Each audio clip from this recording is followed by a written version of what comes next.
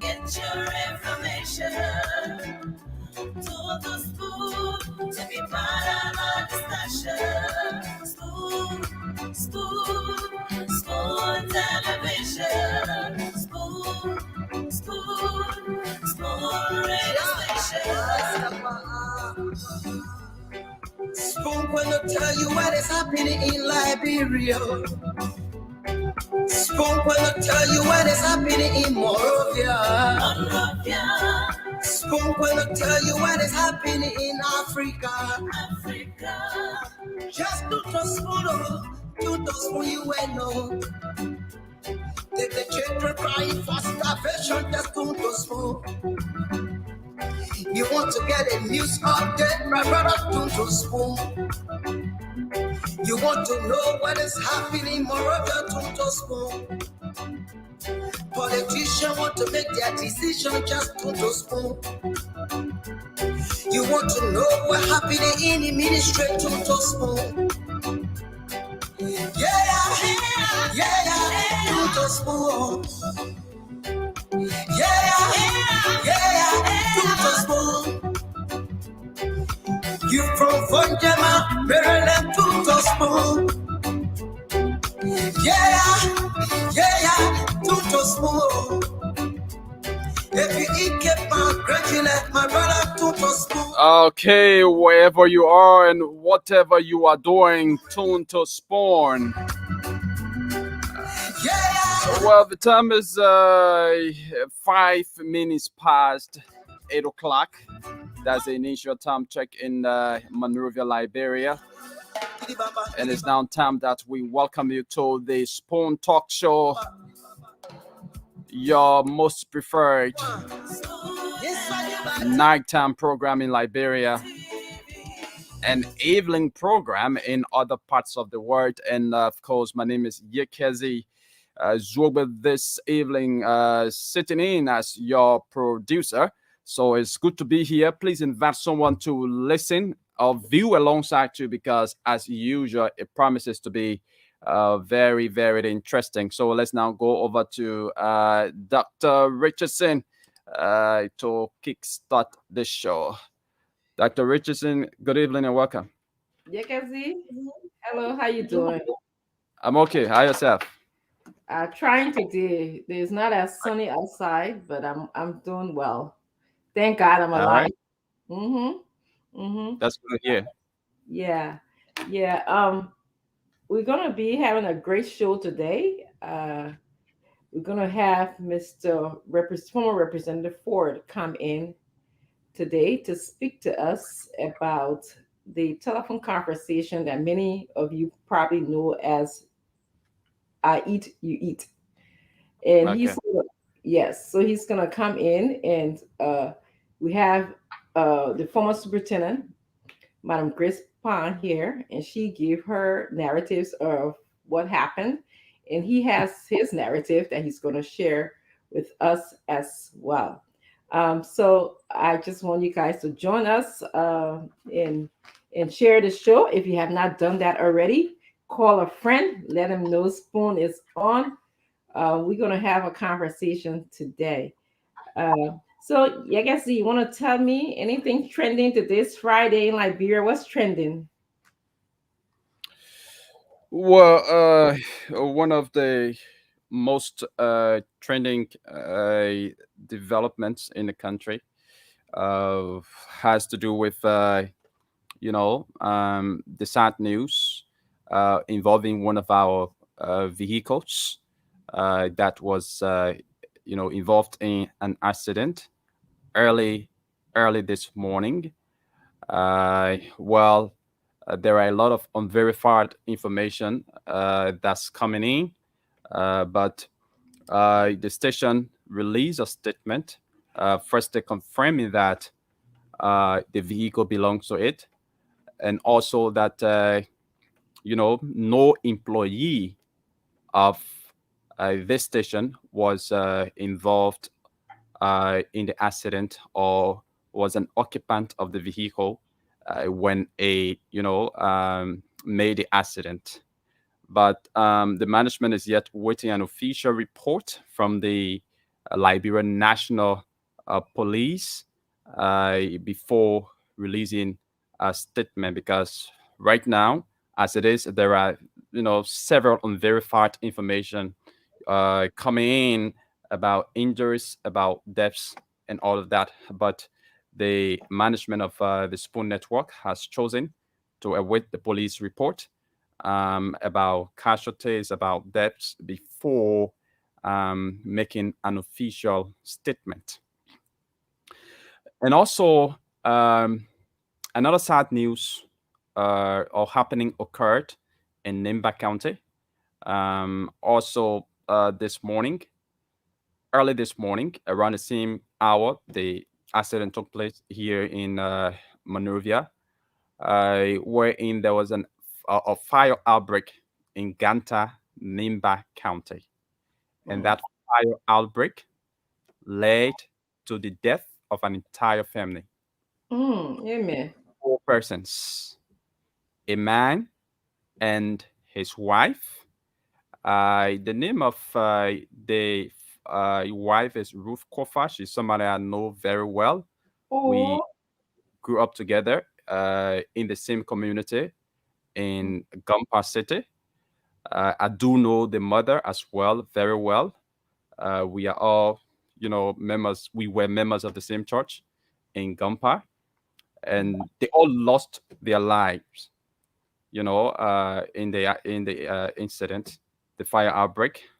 Up until now, nobody knows what the cause or the cause of the fire is yet to be determined. Yeah, but unfortunately, they all, in that sad form and manner, lost their life. And the sad thing about it, this is a man, the husband that's involved in the incident, according to report, had just, returned from the United States of America. Amen. He had come to pay a visit to his family. I also understand that he came to take his 2 children alongside him to the United States. When the incident occurred, they might have been like maybe 6 in the house who would have, left in the house and gotten burned, but the 2 children didn't sleep in the house. He was angry with his 2 children for coming home late at night. So that anger led him to telling them to go back to sleep to where they came from. So yeah, that is just what bless them. So it's a very sad news coming there from Gumpa City, Nimba County. The people of Nimba County are bereaved, and the people of Liberia at large, they are bereaved. And also, until we can get verified information about the Spoon incident, I don't want to talk about that. But also, JNB, Joseph Yuma Boaka, is on a 3-day tour. The tour began in Kakata, Magibi County yesterday, where I understand he slept, had interaction with his supporters. He was in Bone County today as well, where I'm learning that he's going to sleep and head to Nimba County tomorrow for the 3rd day, where he will be visiting several parts of Nimba County. And this is all intended, to, just interact with the supporters, particularly for the 2 other counties. For Nimba County, since he announced Jeremiah Mankun as his running mate, he hasn't gone Ganta officially or in Nimba County to officially, tell the people of Nimba. So I think there's going to be a ceremony held to that effect on tomorrow in Nimba County. So basically, those are some of the trending issues. I just saw the release from the Ministry of Agriculture. I haven't actually gone through the release totally, but what I'm seeing is that the ministry has discovered has confirmed the discovery of dead cattle in Lofa County, several deer cattle in Lofa County. What led to the death of those cattle? According to what I'm seeing in the release here, the Ministry of Agriculture is going to be assigning expert there, to determine. So basically, those are some of the major training happenings in the country. So sad news you got for me to deal, Yekezi. Yeah. Yeah. Well, I'm first of all sorry to the Spoon family and for the tragic incident involving a Spoon vehicle. And as you rightly said, the event is still unfolding. We're waiting for, information to be able to, tell everyone about it. Whatever you know out there is what we know. So, but I'm sad again. I'm not really bothered. The information will come, but I'm really sad for the people who were involved in this incident. It is a tragic incident. uh, I'm also very sad to hear your friend that you lost a friend in a fire outbreak in Nimba. I hope that the family finds some kind of solace and peace during this difficult time. It's really, really a tough time. Given what you said, the father came for his children and losing his, it's too much. Um, but, we'll pray for strength for everyone to at least be strong. And then the cow situation. Hmm. I don't know about the cow situation. What going on in our country? I saw somebody posted pictures, and I thought it was a prank. They did Okay. post pictures on Facebook. I saw it, and I was like, okay, you know how sometimes people just put things on Facebook, and you think is, you got to verify it. And I'm glad that you brought it up. Yeah. Um, I think it's something that Liberians need to take seriously, especially people who are in Lofa. Please do not bother eating cow meat. I know it looks like it's free and available. Let the expert determine the depth of the cow because we never know. Once we eat something, it goes in our system, in our body. And if whatever the cows died from can definitely affect you as a person. So just wait, let the experts determine what's going on. It could be something that's in the surroundings, in the environment. We don't know, so it's just kind of unusual for that to happen. That all of the cows should just pass at the same time. Interesting story that I think I wanted to talk about yesterday, but didn't get to it. We had such a wonderful show yesterday.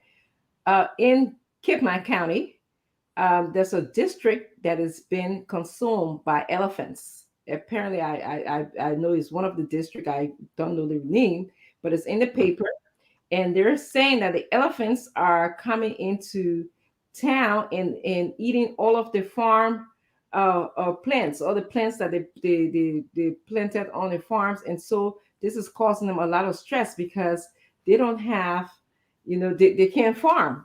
And so a lot of people are going to the mining area now because farming is not an option. The elephants keep disturbing them. Um, they were very sad. They were complaining and wanted the government to come in and intervene. I believe that in the past they have sent some experts there to see how they can prevent the elephant from moving into the villages, but it's not working from what I read. But I think that it's a nice thing to know that we have elephants in our country. Lots of them. I think they said it was like 350 in that area of Kip Mount. But I hope that they will be able to use it in a way where we can use it as tourism or use it as a sort of preservation of the animals, and then also help the people in the area to find a way of livelihood. Yeah, so I thought that was interesting. I know the elephants been invading human territory. I know it happened in Nimba not long ago, or Yeah. yes, and I think it happened in somewhere in Bobolo or Lofa, and then I was in Kipma. So I don't know what's going on with food for the elephants, but um, I'm just happy to know that we have elephant in places like Kenya and other parts of the world. They kind of use it as tourist attraction. They let them live in the wild. They curtail that area and they let people visit.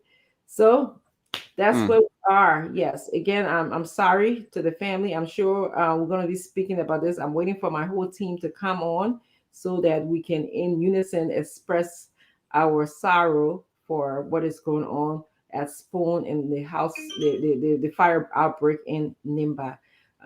Okay, everyone. I'm going to bring in, I think I see Mr. Dibe is in the back. I'm going to bring him in. Um, and as we'll wait for Representative Ford to come in. Hi, Mr. Debe, how are you? Hey, Madam Richardson, I'm okay. And you? I'm good. Good to see you today. How's the family? How's my brother, AB? He's doing well. He remembered your neighborhood very well. He gave me the same description. As soon as I talked about it, he started telling me who the neighbors were and where you guys live and all of that stuff. So, but he's doing very well. Yeah, you remembered you as well and said hi. Mm. Hi to All right, you. thank you. Mm-hmm. Mm. Yeah, so today is a new day at Spoon. Here we are. So I'm waiting for, I'm sure you've been listening. There's some tragic events that have been happening. First at Spoon, there was an accident, as Yekati said. The volume is high anyway. Yeah, I think it's due to the internet. The internet is falling over. Okay. So can you hear me, Mr. Debit? You hear now? No, not too good. Hey, man. Okay. Sorry. Can you hear me? Okay, yeah, now you are better than the previous. Okay. Okay. Yes. So I'm sure that you are, you know, and following there's some tragic events that happened in the country. In fact, I just told you, I guess he's giving me all bad news today, trending news. But I'm waiting for all of our panelists to get here, and especially Stanton.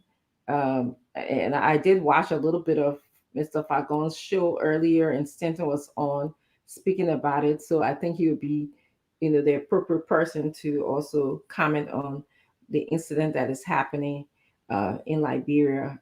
But Jekasi is right. We're getting information. Um, I wanted to make an announcement before we go on and welcome everyone. I'm going to use this time before the crew comes in to just invite and welcome all of you who are nearby South Jersey, Delaware, Maryland, New York, Rhode Island, and Pennsylvania, Philadelphia. You are invited to the Bunk Education Center Alumni Association Convention. This will be held in South Jersey. And the theme of the convention is meeting the educational challenge. Meeting the educational challenge. The convention starts Thursday here in South Jersey. And we're going to have a cruise on Thursday. We're going to do the Spirit of Philadelphia, where everyone attending, you are expected to dress in a white top and jeans. Uh, to come, the cruise will be from 7 to 10. There will be dinner on the cruise, and there'll also be dancing. Please go to my Facebook page if you're friends with me to find out more about the cruise. And after the cruise, of course, it's Abraham's birthday. I'm sure he doesn't want me talking about that here, but uh, you can come home with me. We're going to be having the birthday party here at the house. We're going to be finishing up the birthday party here at my house. Friday, we're going to be going to, at 1 o'clock, we will be going to do a tour of an underground railroad church in the local area. This is where, when slaves were running away, they went, this is how they had to hide. They had to do like an underground railroad for them not to get caught. So usually, when we do our convention, we like to do a tour and something historic or something that we can learn from the area that we're visiting. We tend to go to different cities every year. So that's what we're going to do on Friday during the daytime at 1 p.m. At 7 o'clock, am I reading right here? Yeah, 7 o'clock, we have the business meeting, which is the welcome party. We're going to be welcoming people from all over the United States. There will be free food, but the drinks will be sold, and it's going to be almost all night because, of course, it's not at a location that will be closed. It's going to be in South Jersey here at my home. Saturday is the business meeting where we get to discuss how far we've come. We've been supporting education in Beaumont, where we grew up for many, many years. I think about 20 years now. And we're going to just do some assessment, talk about what we need to do, and I will talk about budget and what have you. It is expected that everyone wear the BECAA T-shirt. Um, so that's we're going to be having a business meeting as well. 7 o'clock, we're going to have the fundraising ball in the African fashion annual fashion show. There's also going to be dinner. All of the DJs from Beaumont, BK Allen, Libor Stewart, Fasil Larson, and many more will be playing at the event. We're going to have a guest speaker. I can't pronounce his last name, but he's going to also be here speaking to us, and there's going to be dinner. The attire for the event is formal or African wear. It's going to be at the Holiday Inn Hotel in Swedesboro. And then Sunday, we're going to do a church service as we usually do here. The guest is going to be attending our church, the Rock Life Church in Swedesboro. Service starts at 10:30.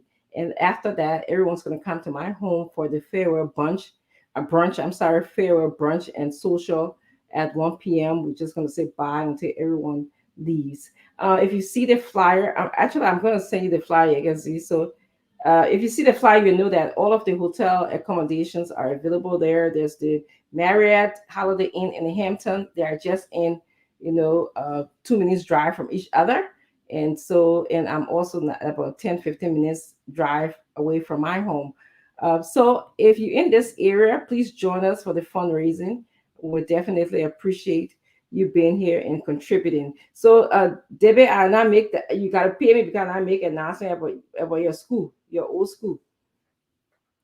Let me tell you, thank you. Well, you guys are doing well. Bontown School, in my view, was one of those best schools we had in Liberia. And I've always, hoped that our school system can come up to that standard. I had an experience when I left Bontown School and my experience with the University of Liberia. And I went to the science lab, at the UA at the time. And we were talking about heat measurement. And I saw the lab technician, and he brought the coal pot in the lab. And so I was wondering, I said, what are we going to be doing here? And we're discussing, atmospheric temperature, heat measurement, all kind of things. So I said, but the school I come from high school, we use Bunsen burner. So why are we using coal pot? And then the environment is going to have effect on the quantity of heat we'll be measuring here. And the guy said, here, this is the University of Liberia, and we try our best to make sure that you can understand the concept. So they just say that Bontown School, I'm a proud graduate of Bontown School, and whatever I learned from there it serves as a foundation for all the other educational experience I've had in my life. So you guys are doing well for having this group organized in the U.S. And the last time I was in Beaumont, I heard that there was was it the Bontown School Association or the Beaumont Association? One of those groups. They have gone there and provided some support for the people in the community for the hospital. But when I drove to see the school itself, Bontown School, I felt so bad that this company is no more and no one has been able, to take charge and keep the same standard that we had at the time in Bontown School. And I'm wondering whether any high school in this country can even match up to what Bontown School was during our days.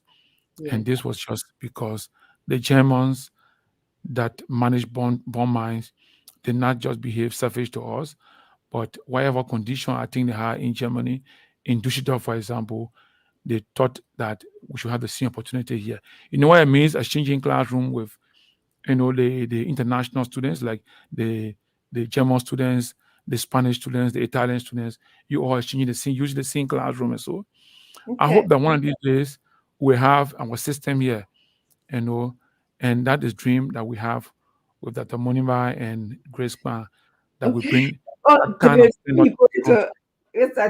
mean, it's a concern to me. When we have a high school here, that every child will experience going to the laboratory to do their own laboratory test. You can imagine the chemistry book. Every test in that chemistry book was what we did. We did not skip a page in terms of experiment. Yeah. So I'm hoping that one of these days we can have such opportunity in this country, that our high schools in this country. Let me just welcome our guests in the back, but I want to welcome Stanton to the show. Thank you for joining us, and thank you that you're here. Mr. David, thank you for we'll talk again. I'm sure on Saturday I will send you the link so you can participate in the event.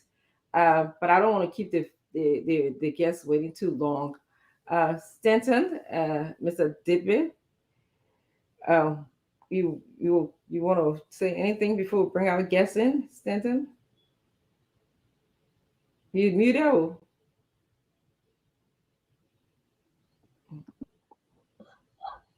Yeah, good afternoon. It's good to be here. Thank you very much.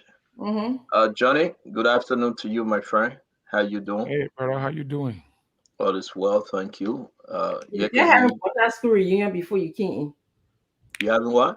We're having Ponton school reunion before you came in. Oh, you guys from the same school? Yes, he graduated, but I didn't graduate from there. But we attended the same school. Johnny? Yes. Yeah. I wasn't. Was I in Bon Mines when you were there? I think that I'm just meeting you. I wasn't there. You were there when Abraham was there, right?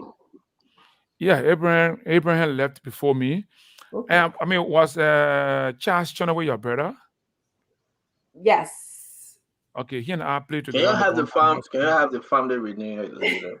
That but no, Charles and I. In fact, on the Bontown school team, it was Johnny Charles. can finish talking. You're asking one question. You stay. Vinton, Samuel Stewart, and Abraham James. Johnny, we got a guest. We got a guest in the back. Yeah. Go ahead, Stanton. No, I just listen. On a very serious note, we'll be updating the public again on the incident that occurred last night. That was done today, this afternoon, on Reliable 360 on the Fagon show. It's nothing new. We are still waiting on the police report.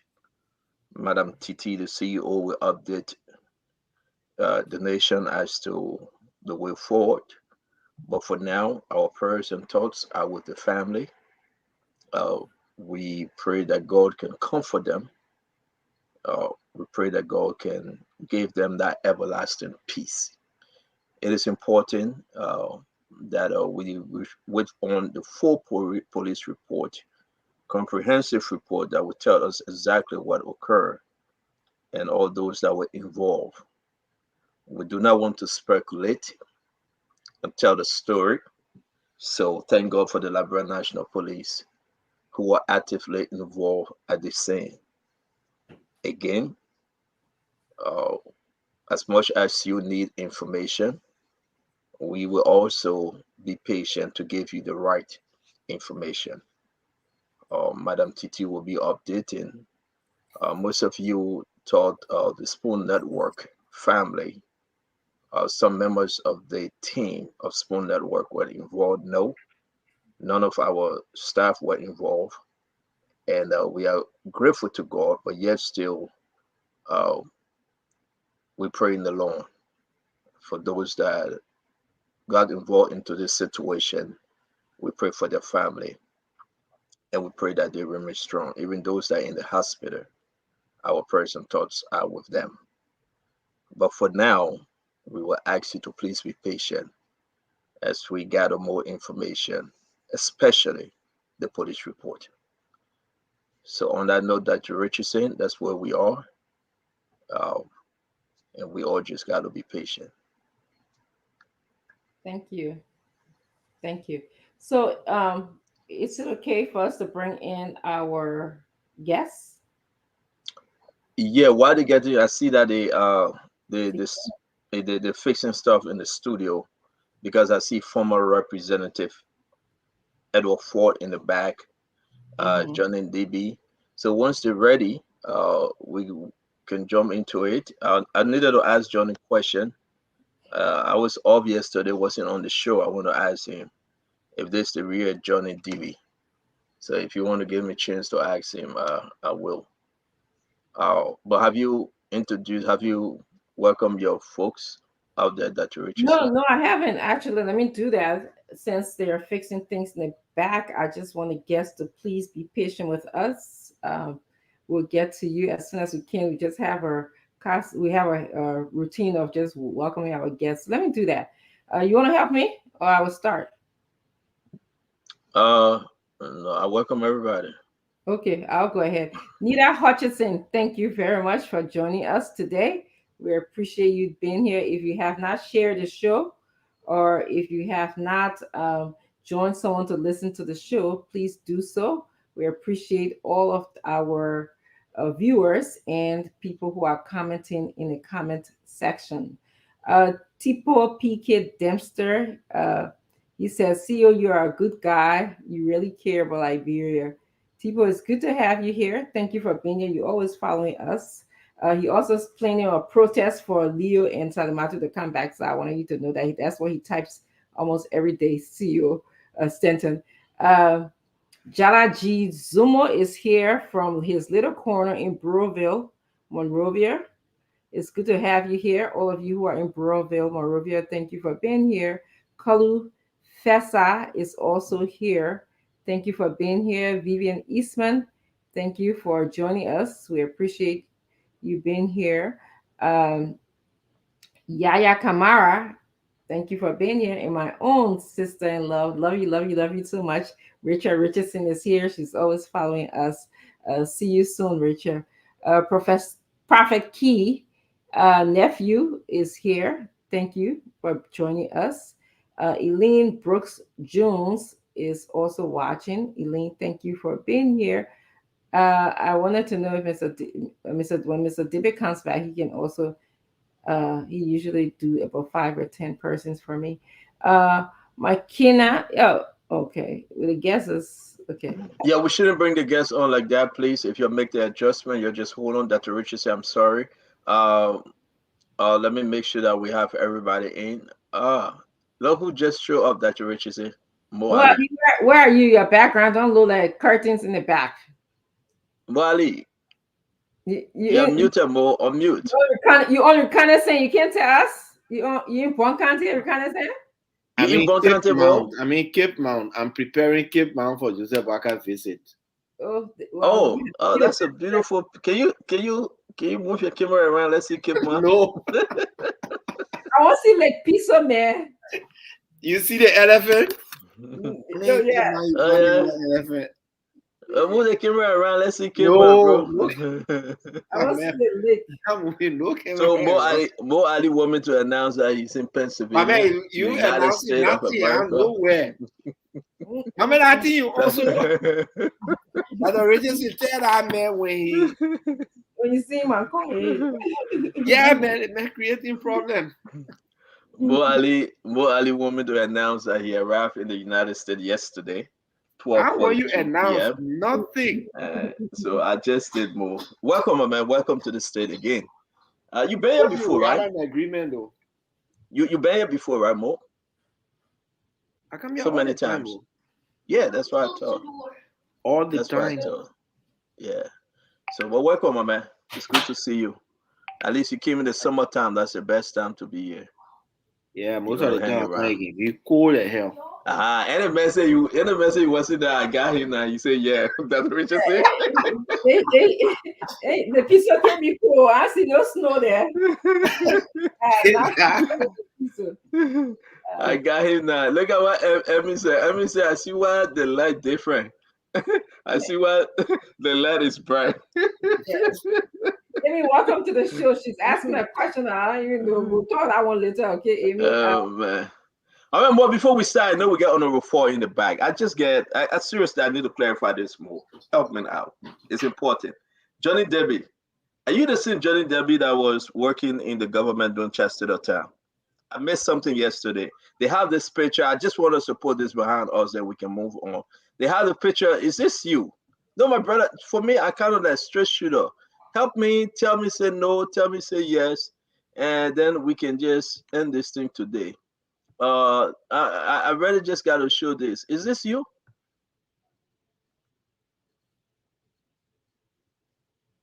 Oh, what am I laughing for, Mo? I mean, unmute yourself, man. Is this you? We're not hearing you. Yeah, I can see we're not hearing Johnny. Oh, yeah, I can see we're not hearing him. You hear me? Yeah, we can hear you now. Is that you, Johnny? So, I mean, stand up before I speak. I want to be sure if the world is looking at this screen tonight.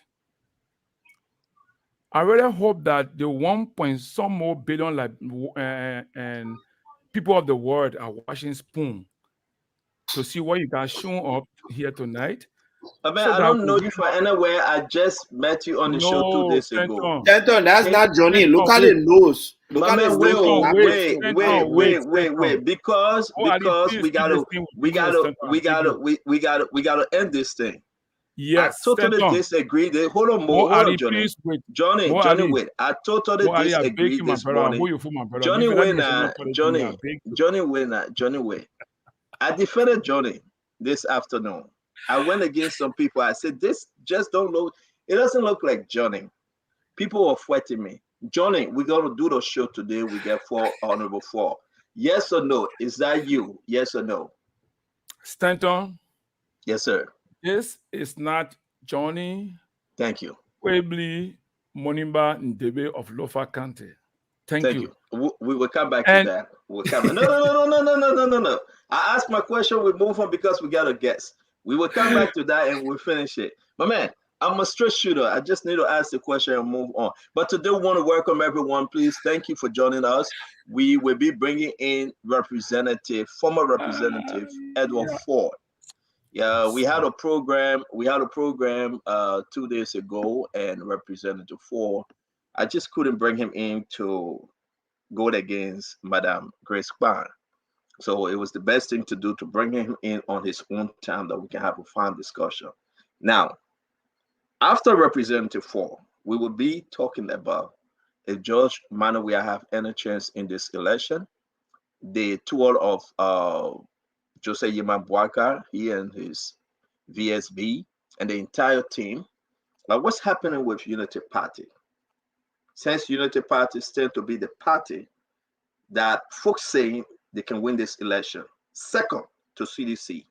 Some people are putting them in the first place. But again, what's really happening to Unity Party? Is something happening? You know, the Bible says when the house is divided, you know, they cannot stand by themselves. So it's Unity Party divided. We have to have this full discussion tonight. But we are pleased to, let me wait for Dr. Richardson. She went off. Once she get back, we'll bring in Honorable Ford. But in the meantime, all right, she said we should go ahead. We'll bring in former Representative Edward Ford. Honorable Ford, good evening at your end. Thank you for joining us. It's good to have you on the show, sir. Good evening, and it's my pleasure being here. I hope you can hear me. Loud and clear, sir. Very loud and clear. Thank you for joining Spoon, and this is your first time.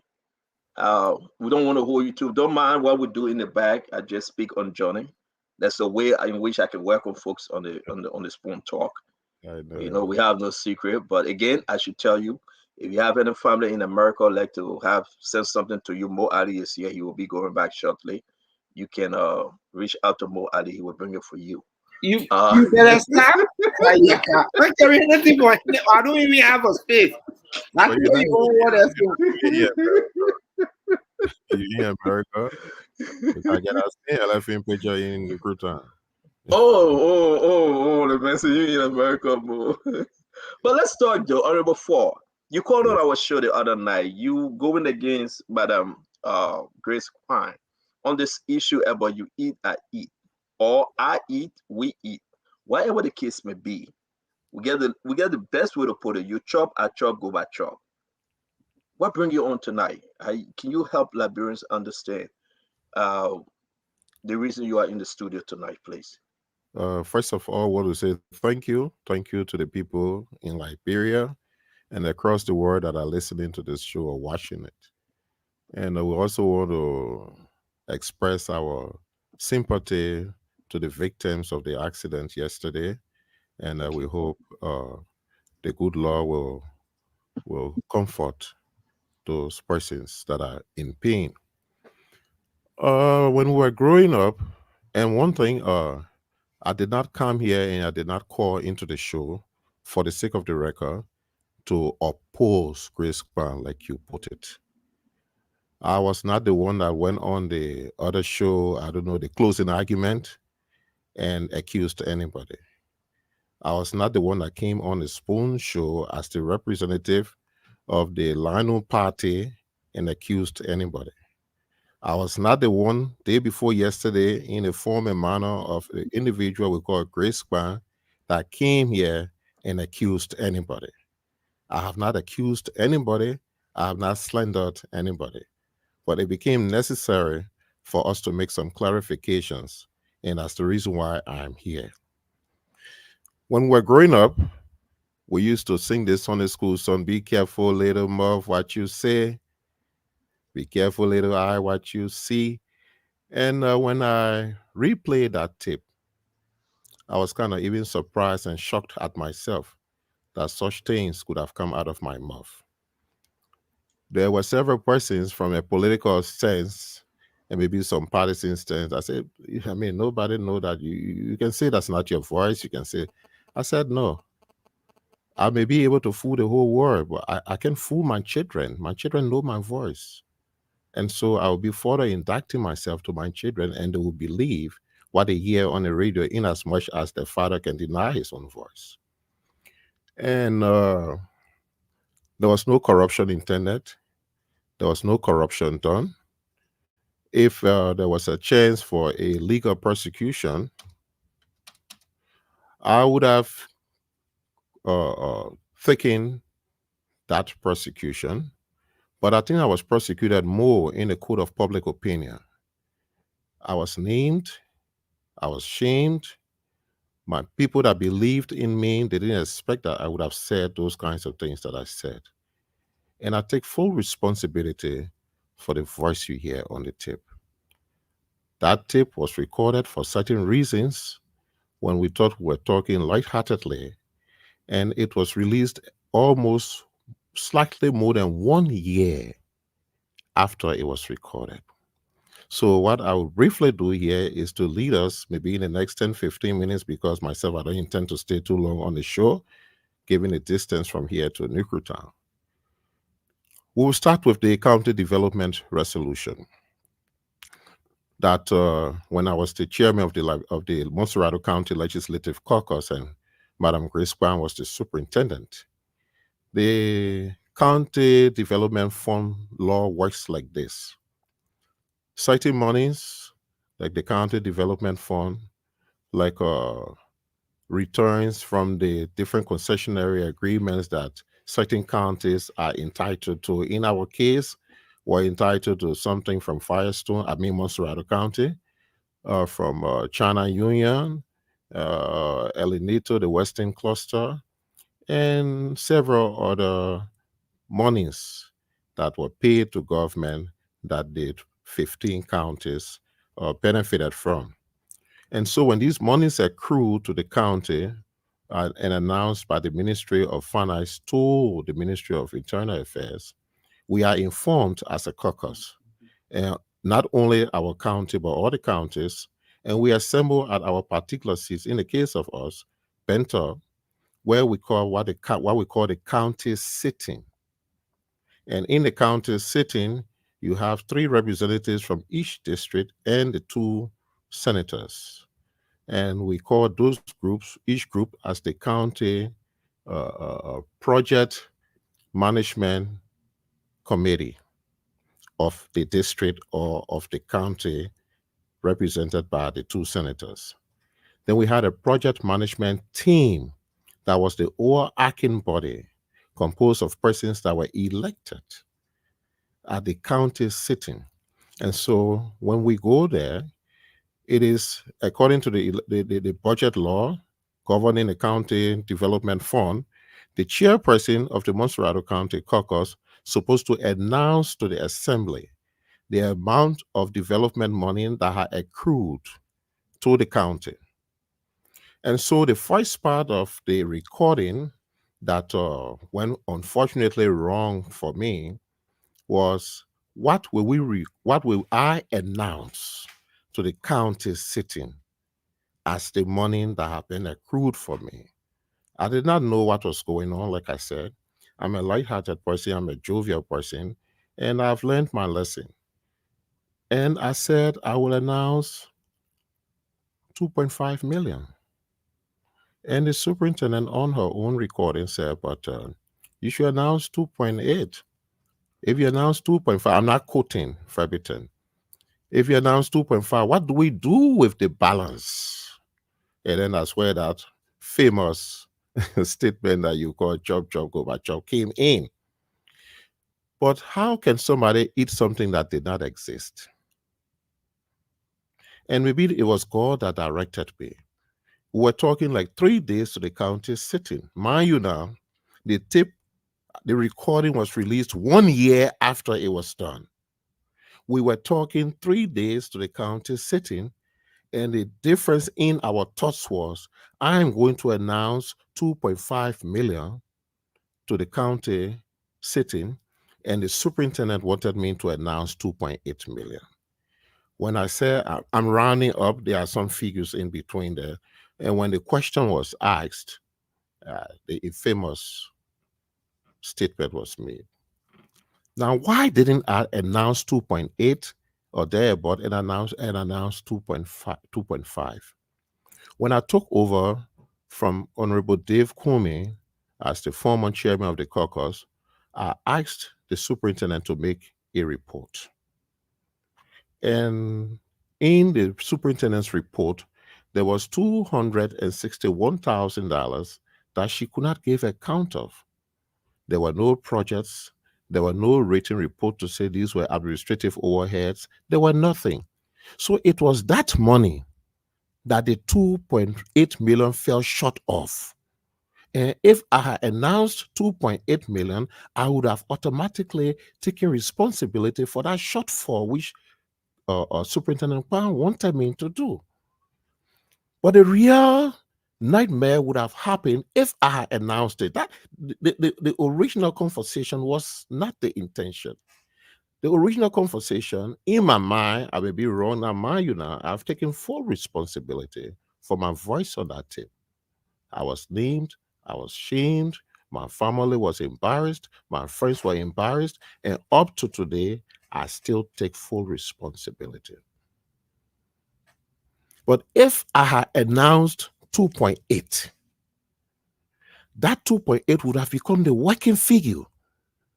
And that working figure, we had a policy in which it is distributed to the different districts and the county. So the different districts, being 16 at the time, will have 16 parts. The two senators will have 2 parts, making it 17 districts. The 17 districts will have 17 parts. The 2 senators will have 2 parts, making it 19 parts. And the superintendent office, being 1 part, will be 20 parts. So that amount would have been divided in 20 parts, as I just named. The problem that that tip would have given me would have been at the point of implementation, there would have been a shortfall of 261,000 that I had said was available. And so I insisted that I will not say it was available. And that was where the problem started. But I did not know that there was some tape anywhere. So I went to the county court. Yeah, but so Councilor, I'm sorry, former Representative 4. Let's just get into this. Call me Honorable 4 or Dr. 4. Dr. 4, thank you. So let's just get into this. You say, well, you have taken full responsibility before I even ask for your voice on the recording. On the recording, before I even ask my question, let me welcome our brother Samuel. You have not heard me yet. I would think that you should bear patience and hear me out. Okay. Can we give you another 2 more minutes, please? No, 2 minutes not enough. Oh. Do you want to know the facts? We do, but notwithstanding, because we will be pressed against time. So let's give you time for you. Let's give you time for you to up to 12 midnight Liberian time. And you can give me 15 or 20 minutes. Sir, Dr. 4, we will give you time to explain. But let's just call it in parts. Questions after the explanation. Okay, so can we call it in parts, please? Not to just and so yeah. If you are pressed for time, then unfortunately I can force you. But I've seen you people here follow your show 4 hours, I don't sleep. 5 hours, I don't sleep. Tatiakwa, move on. Move on. Tatiakwa. So the point is, I announced 2.5. And in the resolution that I show you, it was announced that instead of 2.8, it was 2.5 because $261,000 was missing and the superintendent couldn't give account of. And she signed to that inquiry that was written in the county resolution and promised to make a report on it. Up to today, it has not been done. That money did not exist in the first place to be eaten. If the money was 2.8, then maybe some money was there to be eaten. But the money was 2.5, and the money that should have made it 2.8 was already short. Actions were taken on the superintendent to make sure that that money was accounted for. It was taken to the general body. It was captured in the county resolution. Are we want to listen to slander, or do we want to know the facts? That's one. You have the document. You may choose to pull it up. You may choose not to pull it up. The second thing, there was another letter. There was another letter that I sent. Okay, on the canceled check. That canceled check was drawn on the Nuclear project. We wanted to put this famous library that Nectar and other people are claiming on top of the cooperative building, the corporation building. And so we had to reinforce the pillars in order to remove the roof and put in the concrete slab to make it a 2-story building. Super Brother, a surrogate company, was making a mess out of that project. And I informed the superintendent in a general meeting that let's hold on, let Super Brother bring us up to speed with the project progress. And then we can decide that Super Brother can go on. I was in the bank innocently, minding my business, the Echo Bank in Vittown. And then Super Brother went there with 2 persons from the superintendent's office to encash a check that needed verification. Somebody recognized me and said, but this is the chairman of the caucus, so you may please verify this check for us. That's why I took seeds of the check. I said this check should not have been written in the first place. I was born in Nuclear. I won't dupe anybody. I will not dupe Nuclear. That check was not to be ready, so I avoided the check. It was $12,000. It was $14,000 that had accrued to us in appropriation, balancing appropriation at the time. The next time she wrote the same check that you see to Patrick Moore in his name and wrote the entire 14,000. I'm not going around from bank to bank policing so that check passed. That was the time I sent her the letter to either ensure that Super Brother did the job or the monies are restituted. You have the letter. Are we interested in a gossip tape of slander, or do we want to know what happened to the government of Liberia money? We want to engage in slander, let's engage in slander. That's that letter. There was another one that I wrote the Minister of Internal Affairs at the time. There was an $18,000 that should have been paid to a company that I don't remember the name now. And I was invited to some meeting, some hotel meeting by the very superintendent. And I told her, given the Nuclear Town experience, let us verify that the project is completed before we can pay $18,000. That project was being done in District 4. It was a breach. When I sent that letter to the minister and the press and Grace, Superintendent Pan, reported to the president, Madam Salif, that I had blocked a county development payment, the president summoned me. Well, I can say everything she said in that meeting. But one of the things she said was that you cannot be instructing my officers in the executive branch. I said, Madam President, that is true. If I was saying let's pay money, then it is point for your concern. But I am saying don't pay money. How have I infringed on the executive branch? I am telling the executive branch not to pay money. And you know the fun about that?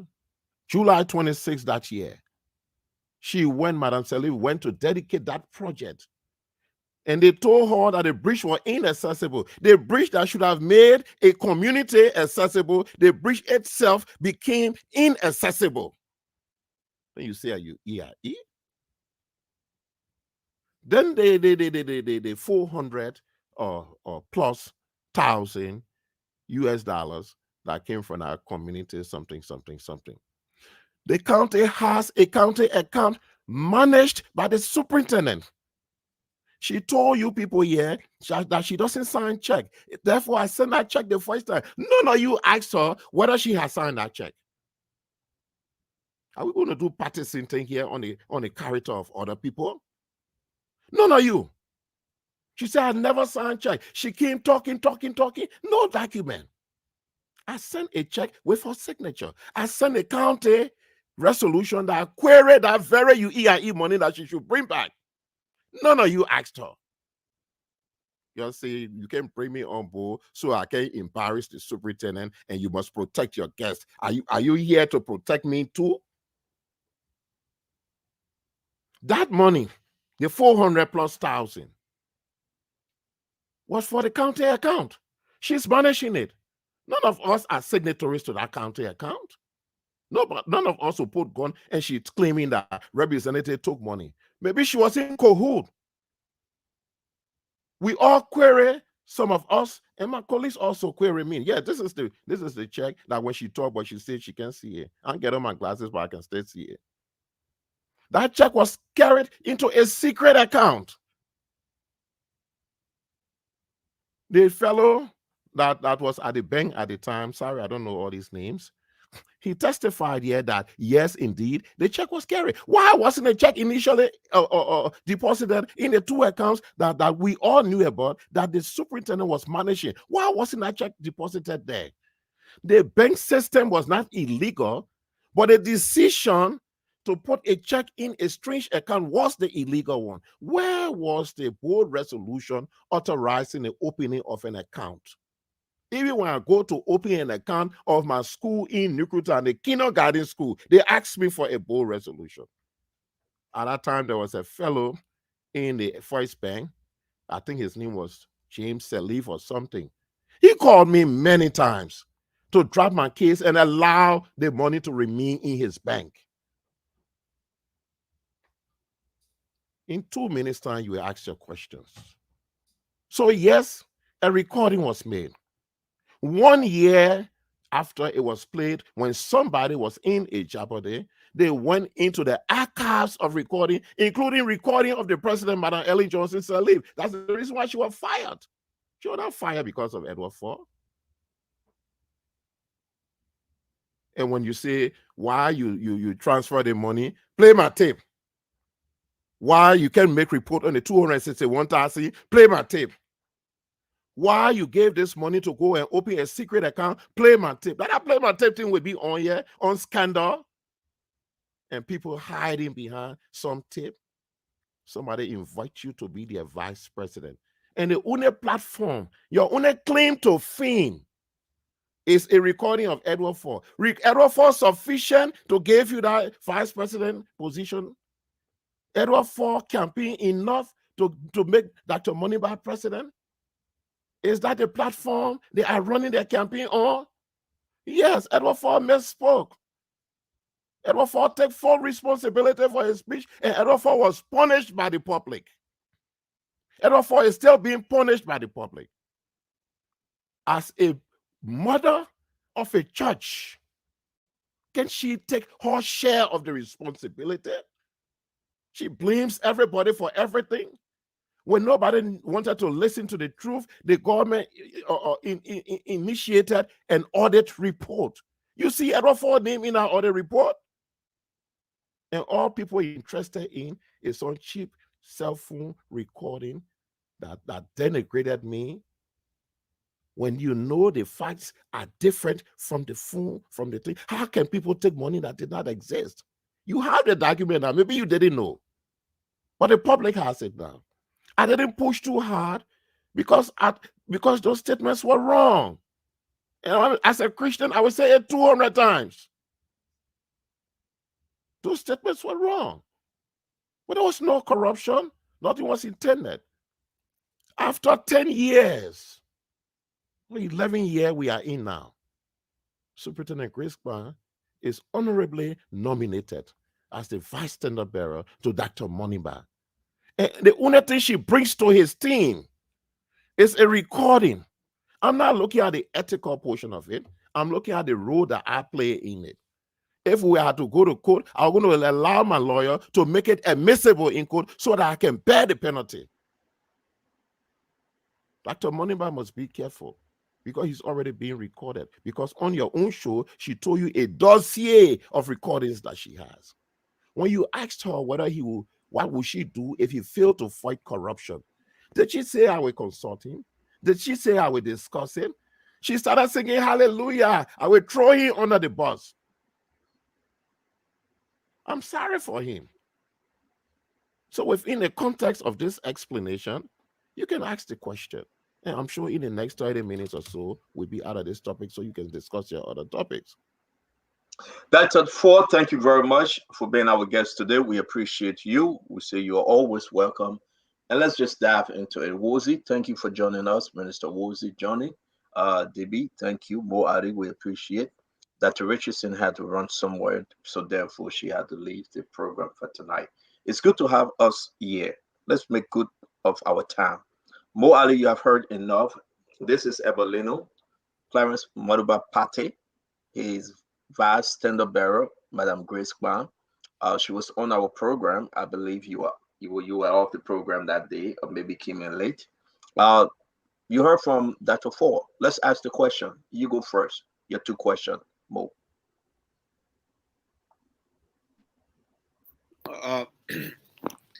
Stanton, I have listened to many things, including that recording, and given the fact that there was no prosecution done, or the 2 people were not investigated to know what really happened, it's going to remain an issue of accusation. But there is one thing that I know that stands out for me is the fact that Honorable Ford is not the only person liable in that recording. Madam Grace Kwan herself bears some responsibility if there were any act of corruption there. And she was responsible for for Monserrado County funds, along with the lawmakers. But consistently, we hear only the part about Honorable Ford saying you either. I have not heard the part or all the other explanation that Madam Graceman did on that recording. Normally, that not just one person can be talking. Something must have resorted to that statement. Something that Madam Graceman was conceding to. And I would believe that our tip, most likely they may have cut some part from it, cut her part from it. Maybe things that she might have said that could have indicted her equally, they might have deleted some from there. So my question to Dr. Ford is, do you remember anything that she said leading to your statement? I don't know how else I need to say this. Even Madam Crispa, my mic is muted. Are you hearing me?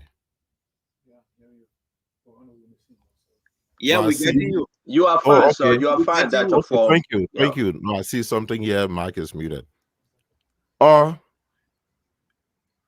What the point I'm making is, yes, the tape was alluding to corruption. Let's hold the tape constant. I was called by the LACC, and on the same day, they said, Honorable, go home. I was called, or Madam Kwan, I will assume, was called by the LACC. I don't know what they discussed. But the investigation to decipher the accusations, Madam Kwan did not accuse me of taking money. She's on record for that. She said she avoided it. She didn't accuse me of taking money. She didn't accuse herself of eating money. But we have records to show that the county development and the county was not being managed properly as far as the funds are concerned. And there were funds that were siphoned. The auditing report brought to rest the accusations and the counter accusations. So, Mr. Ali, I'm not going to go into the tape because it was meant for a bigger thing. If I had announced $2.8 million, maybe today I would be in jail. Yeah, here's my second question. So the auditing report is before you people. She condemned the General Auditing Commission. If you have an opinion on it, fine. If you don't have an opinion on it, so be it. Here's my second question. Yes, sir. Do you think that recording had an impact on your election? It could have been. But from what I learned from the field is that folks thought that I had gone 12 years and not understanding the longevity of a representative in a district. They thought I had gone 12 years. According to them, it was enough. It was time to try other persons. But it's possible that in some quarters, it played a part in my not being elected. Are you done, Mo? We are not that many, so you have another one before we move on? No, I'm done for now. Thank you very much. The next election. I'm winning the next election. Thank you. But that was my question. Are you running this election? I have registered. I registered on Monday as an independent candidate, and I will win the election. You are running to unseat Dixon Siebel, correct? No, I'm running to become the representative of District 16. Okay, that's fair enough. I mean, where in New Country are you from? When I was born, we were living on Carpet Street. Then we moved behind the AGM church area. But then for the greater part of my stay in Nukuta, I've been around the Yuan Patton, where we call Pamaya. And then I know Pamaya. And you know Pamaya? Yeah. Yeah, Yeah. it's That way I too grew far from up Channing Pape area. exactly across the road from Okay. Anthony Moan's father's place. Yes, Just correct. Because across the road. I used to live right by Channing Pape area. Where you have Exactly. So yeah, you but we'll see talk it later. Let where me Westgate Drew House is right there, correct. but I'm Yeah, across the road. you But work behind presently, the Catholic hospital around there. Not yeah, too far when that's you're the coming other by way side of from the the road. that's the other I'm side talking of about Capet the other Street. side that is bordering a swamp. Foom. I'm Okay, on I the got banks you. of the Foom.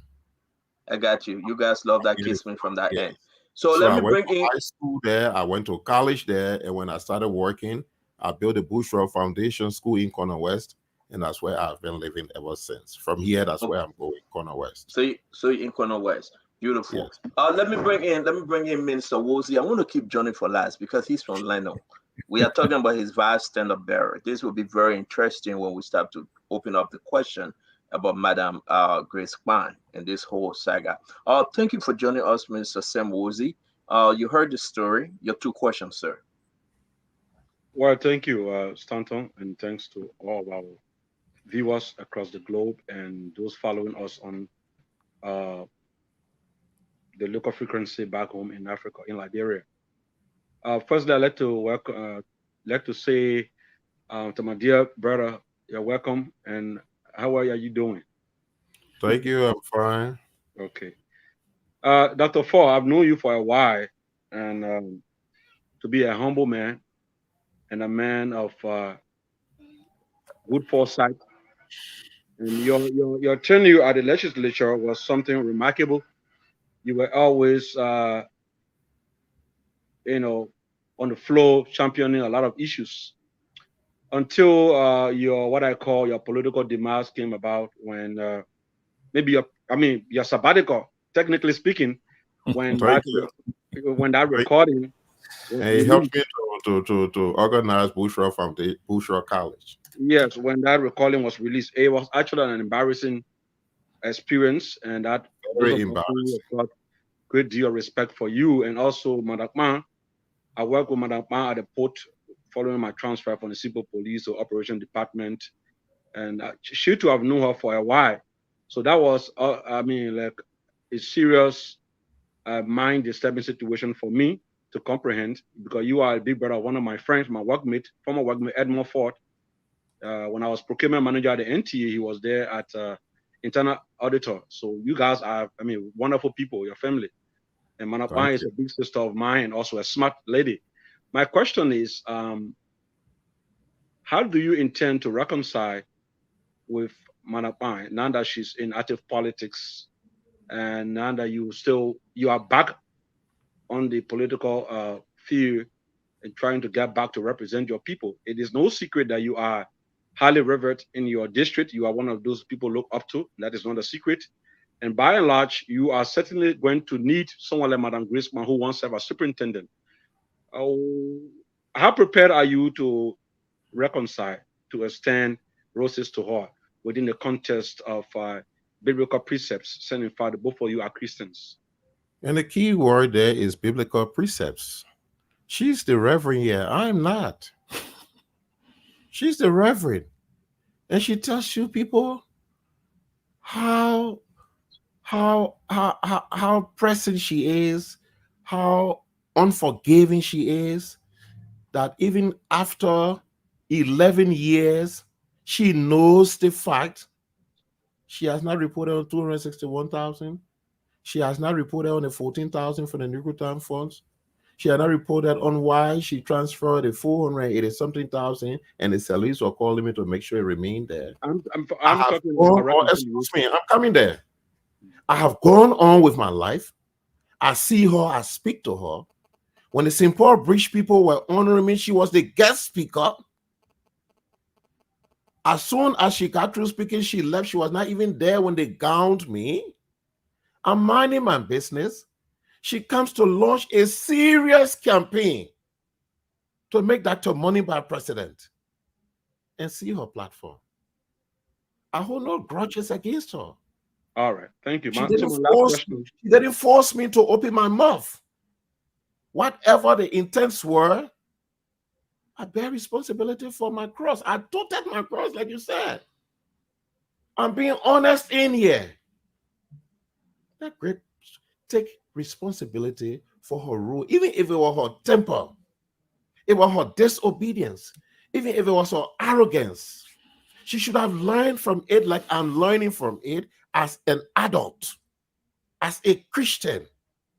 And now to come back, and because you want to be a vice president, you have no achievement to announce to the people, and you bring this burden of trust to Dr. Moniba.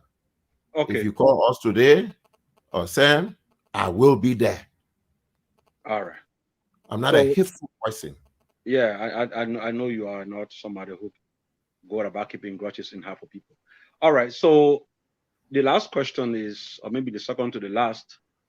You are, I mean, this is an undebatable fact that you are a sedition by fundamental, identity. And then you are You're a sedition? I'm yes, sorry, are you a sedition?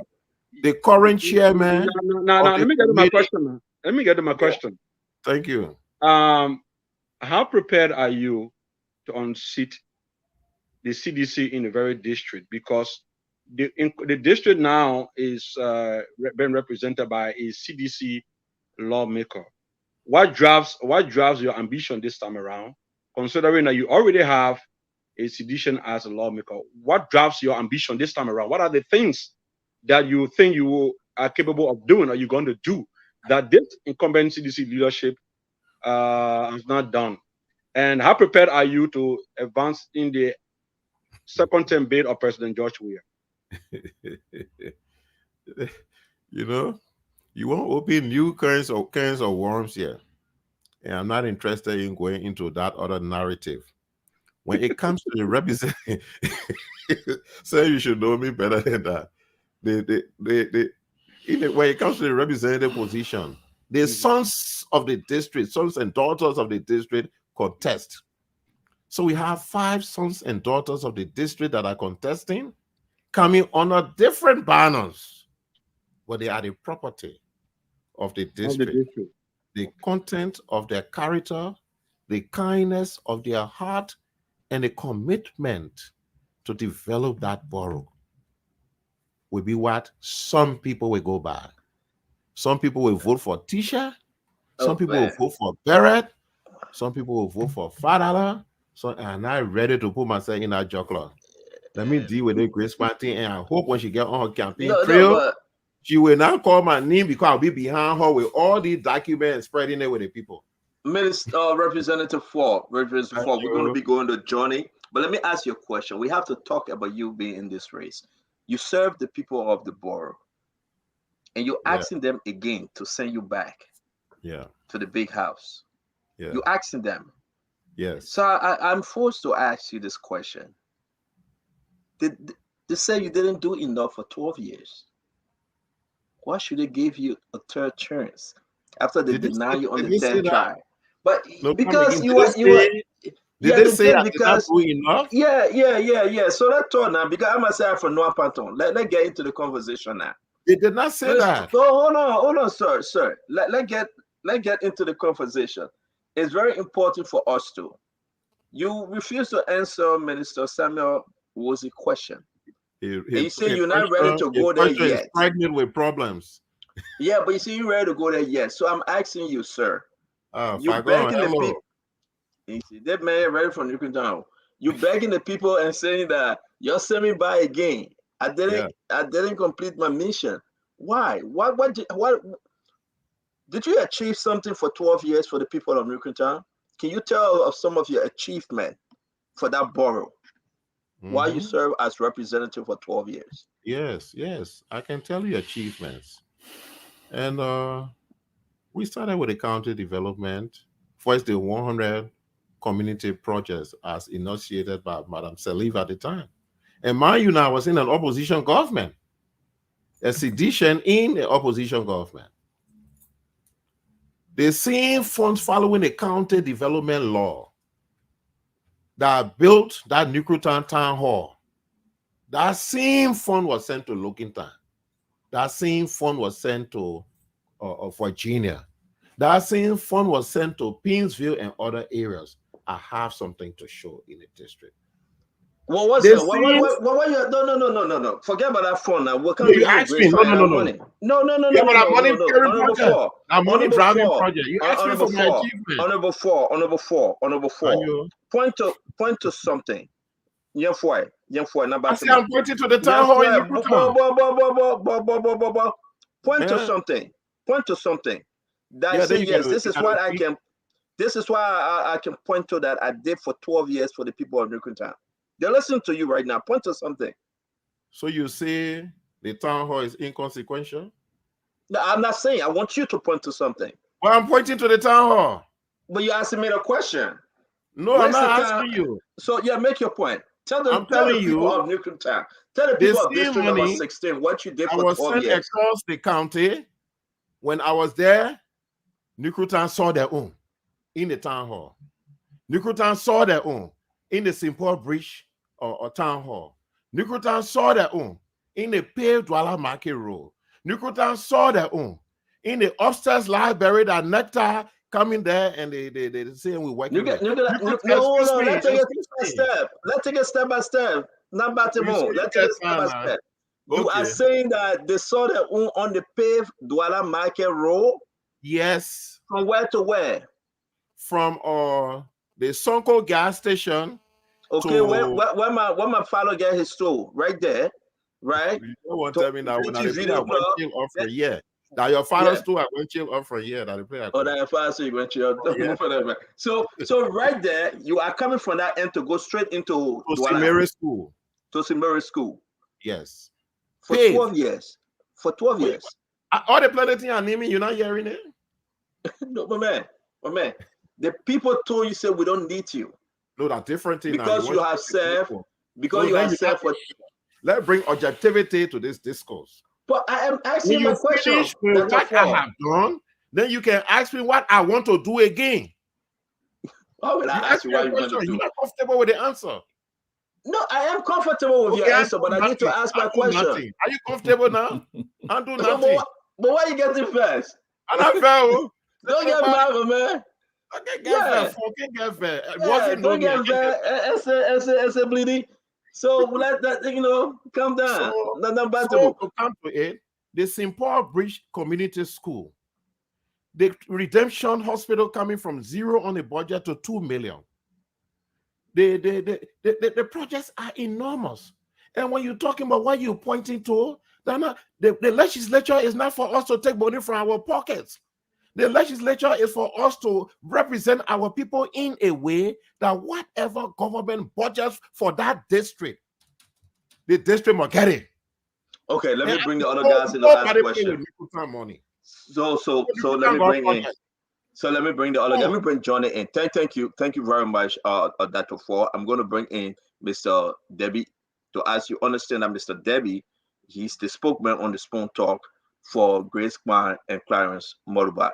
Just to set the record straight. One tape recording. Yeah, go ahead, Johnny. Your 2 questions. Okay, so I mean, Johnny, yeah, that reason why I even afraid of drinking water here.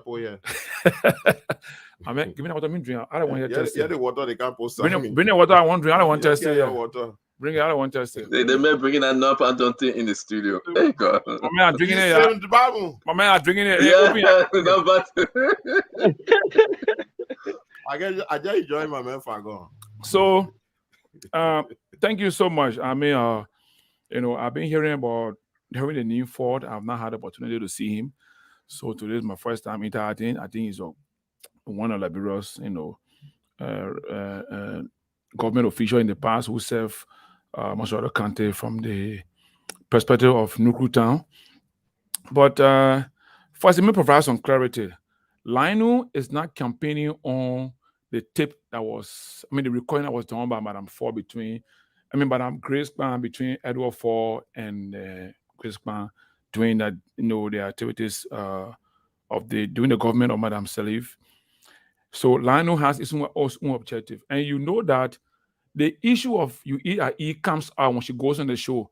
That's not her objective. But the journalists, the people keep asking this question. Grace was saying, I always say, She doesn't have interest in discussing the matter. What happened then? She went a play, level I bring people. But Spoon people can attest. I mean, Eugene and everybody else can attest. I mean, one time Grace Pan was announced when my first time coming on the show, when Stanton came, he said, look, we have a whole package of, things from Grace Pan. So, Mr. Ford, Lionel is not thriving on your interaction with Madam Grace Pan. We have our own political agenda. Our campaign message is clear. Thank you. Very clear. So, Madam Grace Pan will only speak about what happened between you and her if the public asks her about that situation. That's all. So, and the next thing is that the budget law is on push law online. The budget law provides all the information as to who are those that control funding that goes to the counties. Most of it is not different from Lofa, from Nimba, from Granger. The budget law is applied by all county leadership. And I'm one person I always say it is wrong for the representatives and senators to be involved with county budget or county financial activities. I've always opposed that, even before I came to government, to politics. But I will add 2 questions, and if you allow me, Senator, I'll make it 3 or 4 to go on. Firstly, Mr. Ford. No, you got only 2 questions, sir. Just 2. No problem. No problem. Thank you. So, Mr. Ford came from the CDC. At the time, he was representing CDC in the House. When this tape came out, did your party conduct any in-house investigation on this matter with you? The government of Liberia conducted investigation. I'm asking, did your party CDC conduct an internal in-house investigation? Because the party is the one you ran on and became representative. And parties are governments in waiting. Are you subjugating the government to a party? That's not what I'm saying. So that No, the part is that the party did, because I saw record to that effect. The party did. No, but was he? Why you want to talk for the man? Well, are you subjugating the government? We're talking serious. No, I'm aware of that. I'm aware of that. Wait, gentlemen, you hold in your hand auditing report that your party say not correct. Listen. Your party condemn the auditing report. Listen, Mr. Ford. Then they will respect the CDC. Mr. Ford, let's hold on. Look, you see, Lionel, every candidate that must contest on Lionel ticket must obtain a police clearance. I don't know if other parties Johnny, just ask the question. Johnny. My question is, the CDC conduct You're talking government money here. You're talking about All right, guys, okay. listen, please. Just give me your attention. Dr. Ford, please. Johnny, please ask your question, and let's give Dr. Ford the chance to answer. We need to move on, please. Okay. So, Sam Mr. Ford cannot tell that CDC. Chairman of CDC? You're not the chairman. Thank you. Then I move ahead. The party has interest in its representatives that are in the House. If what you did also have effect on the party, so if the party should have had interest in conducting an investigation to know whether our representative in the House is involved with this matter. That's why I'm asking the CDC conduct an investigation. Yes and no. Finish. I will ask Chairman Molu and go whether they investigated. All right, thank you. Let's move on. So the next thing is this recording we have all around. Can you confirm that this recording is the exact conversation you have with Madam Grace Pan? What is this? We will redo the 1 hour that we talk here. No, then you give me a chance. Let me explain all the thing over. No, don't explain right in front of me. I'm just asking you, Mr. Ford. I'm not interested in that recording. My voice, I take responsibility for my voice. What else you want to hear? You tell her to replace the nuclear money. I'm asking this question because I heard my brother Mo at least making some statement. Because I'm not interested. That tape, whether it was doctored, it was not doctored, is the least of my concern. My concern is that I made statements that I'm not proud of. So, Mr. If you have something else to talk it. Mr. Ford, the question I'm but asking. But it does not vindicate Grace confirm for taking the county money. Can you confirm to the Liberian people that the recording of that tape? You're wasting my time, man. Is I mean, get a question like him Mr. Ford. Johnny, let's move on. Johnny,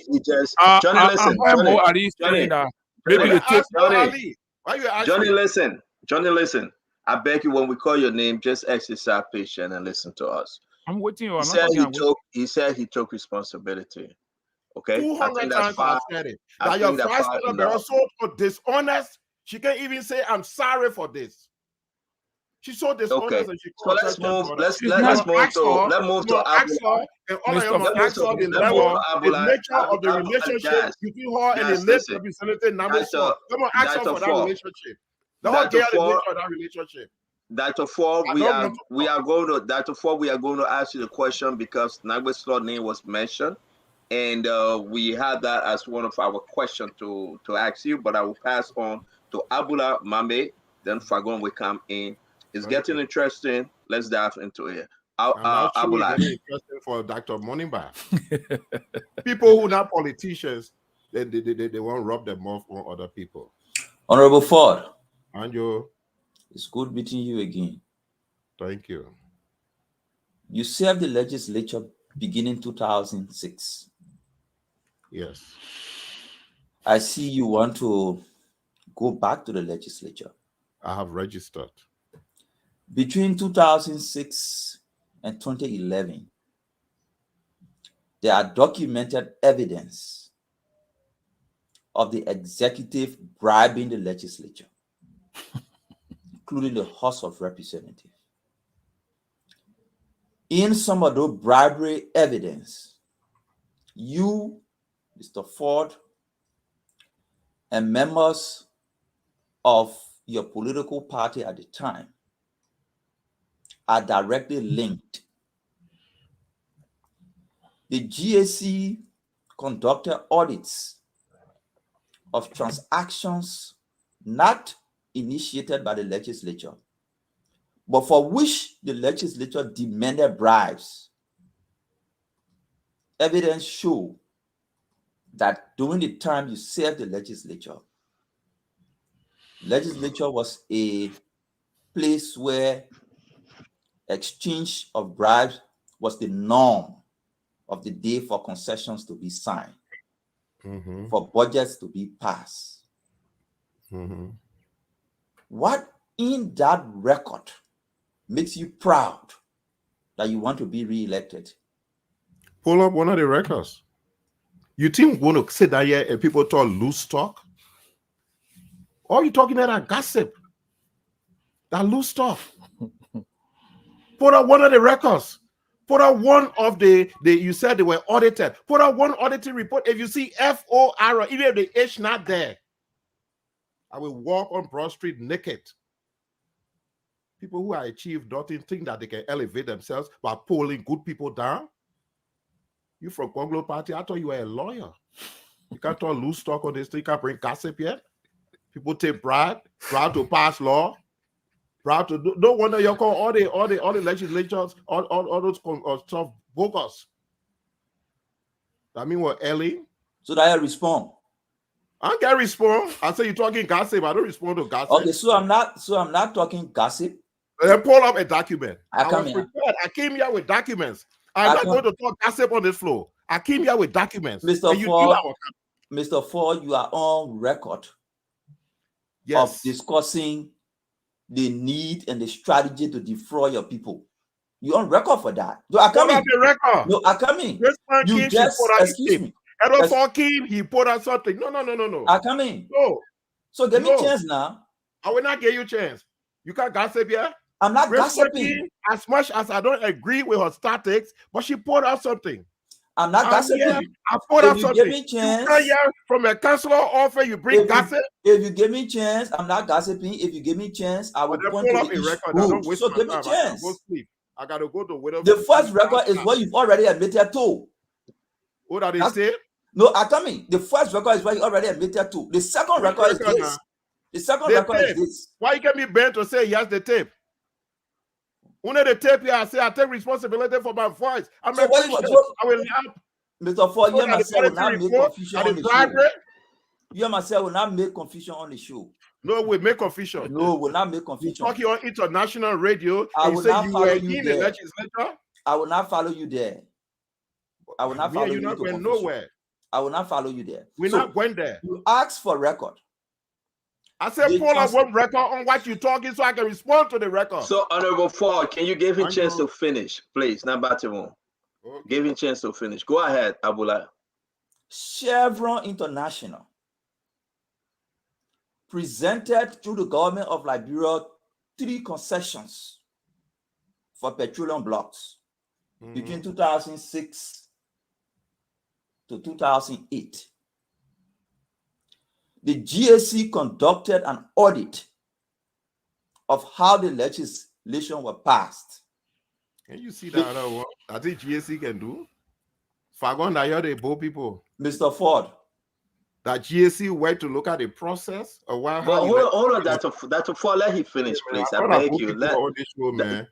Dr. Ford, let him finish. I beg you. Mr. Ford, if you want to go the route you want to go, we can go there. But I will not go there. I can go there with you, man. No. I know the reason why you want to go there. I will not go there. I can go there. Baby. Abula, listen. Listen. Abula, listen. Ask your last question, and then we'll move on, okay? No, I beg you, Dr. Ford. Yes, but then listen, I beg you, Dr. Ford, let him finish his question. Okay, please. Okay, sorry. All right, go ahead. Go ahead, Abula. So the GAC conducted an audit of bribing the legislature. In April 2007, prior to April 2007, the first payment of 50,000 was made to the legislature. In April, by whom? Mr. Ford, will you give me a chance? I gave you a chance. I said by whom? I'm not too clear what you clever more than me. I won't forget. In April 2007, you clever more than me. You from councilor office. In April 2007, a bribe was given by whom? In April 2007, the National Oil Company of Liberia paid to Representative Alumisa Enos, who received 40,000 on behalf of the CDC's legislative caucus, of which you were a member. Alumisa Enos, Alumisa Enos admitted to the GAC report. The chairman of the board of NOCAL, Mr. Clemencio Uri, in the GAC audit report, which I will share with you subsequently, admitted to have paid the funds to Alumisa Enos on behalf of the CDC legislative caucus to ensure the concessions were passed. What's the question, Abdullah? My question, therefore, is money Alumisa for. My question, therefore, is Alumisa for.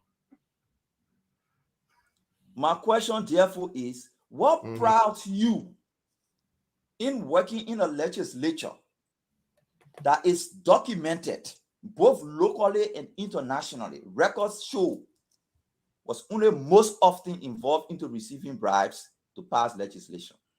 What proud your standard bearer, Gonglo, in working in an executive that does nothing but bribing the court and the legislature? What proud him? So that's why Gonglo said. No, he was there. He was part of the bribe gave us. So you asked me a question. That's why Gonglo answering your question. He was part of the bribe gave us. Other than you who do not answer questions, this is what Gonglo said. Number 2, Anna Clemencio. Number 3, executive gave bribe, and Taiwan Gonglo was a member of the cabinet. So no, hold on 1 minute, Abula, hold on 1 minute, I beg you. Give Honorable Ford the chance to answer your question. Then you can come back. No. It's rhetorical. It's rhetorical. He's not asking you. Go ahead, Dr. Ford. I asked you who gave the bribe. He chose not to answer it. I said NOCAL. The document for ratification. Abula, hold on. Let the guest finish. I presented all documents for ratification. He's insinuating here that for ratification to take place, monies change hands. Correct. Who get the money? In the case of NOCAL, Abula, I beg you, sir. I beg you. Let allow the former representative, Dr. Ford, to finish up, please. This is not a two-man show. You will ask your second question. Ignore his question to you for now, and let's give the doctor the chance. For the record, is Abdullah a lawyer? No, he's not, sir. Oh, he's not. I can see. No, sir. Someone needs to change him. So you want to answer his question? I want to answer. You were speaking. Yes, he sir. said, what price me in working in a legislature that is noted, that was noted for taking bribe? Can he confirm that? That's the question. Do you want him to answer? No, to confirm that it is the question. What price me in working in a legislature that was noted for taking bribes? Correct. Correct. I questioned him who paid the bribes that we allegedly took? You want me to answer? No, you can sit down there. I'm gonna give you test. You sit down there. You answer. I'll give you 0. Chanton. Give you question. Then you say how you want Go me to ahead. answer. In the Go ahead, my case, man. in the case of NOCAL, the GSC report and the chairman of the Who board. paid the bribe? What kind of man is this? He's a crew man. Okay, I'm a good man. Mommy, calm Guy, down. you're Calm never down, living calm down, somewhere. mommy. I'm going talking to you. You'll So- never get host. You so go there in the asking case- for water. I'm not living here. You in go the to the place. case- I'm not living here. In the I'm going case of talking to you. in the case of NOCAL, Not even till you correct. NOCAL paid the bribe. To who? Mr. Ford. But you think I don't have the right to know who paid money? But I just told you who paid the money. To whom? They paid the money to the CDC Legislative Caucus through Alumni Inos Bar, who admitted to receiving the money. CDC were only 10 out of 64 legislators. And that's the reason. That's the reason why they pay it Who to was the Alumni. speaker at the time? Speak for yourself. The past law in our house. Speak for yourself. Keep that thing for your campaign. All right, let's move on. Let's move on. For her campaign. All Don't right, let's go move there. on. Let's move on. Do you have your second question? Abula, do you have your second question?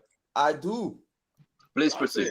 Look, I have a quick concern, Abdullah. No, I beg you, Minister, Minister Abdullah got to ask his second question. I beg you. Okay, I just want to do. Yeah, because we got to go and Falcon got to come into. So go ahead with your second question, sir. No, it's for Abdullah. I just want to guide him before. No, don't guide him. Don't guide him. I It's okay. want him to get something straight. It's okay. I beg you. I will bring you in. Let him finish his second question. I will bring you in. Go ahead, Abdullah, please. Mr. Ford, you served 12 years. Yes. Primary responsibility is to make laws, provide oversight, to ensure the interests of your people are met. Ask you for achievements. You talk town hall. You talk less than 2 kilometers of road. Yeah. For me,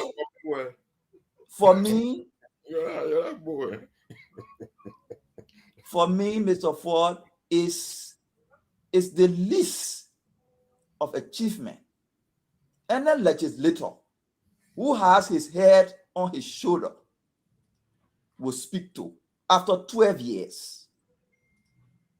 What proud you after 12 years in a town hall and a proposed upstairs library and less than 3 kilometers of road for which the people of Nuclear Town should re-elect you after 12 years. A town hall, a less than 5 kilometers of road, and a library. When you had a primary responsibility to make laws that provide jobs, to make laws that improve healthcare delivery, to make laws that make education accessible for your people. But after 12 years, you point to town hall. What prouds you? That all you get?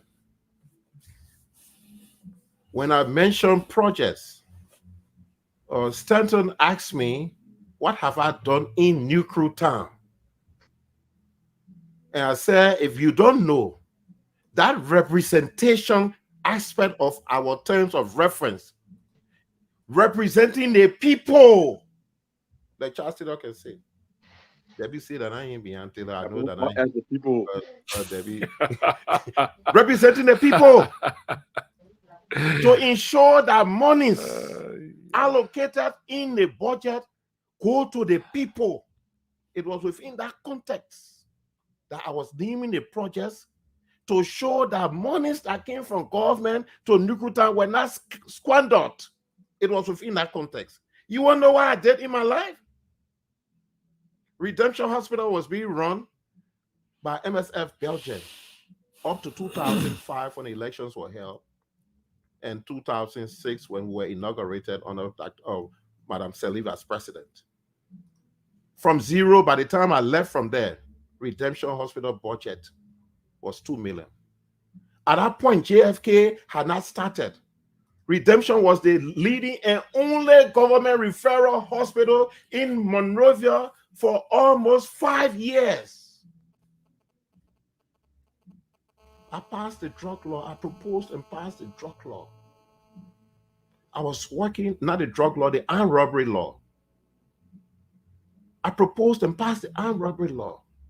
I'm a ranking member. Try not to pull down people. What price you? What price you? What's that? That question? I work in this country.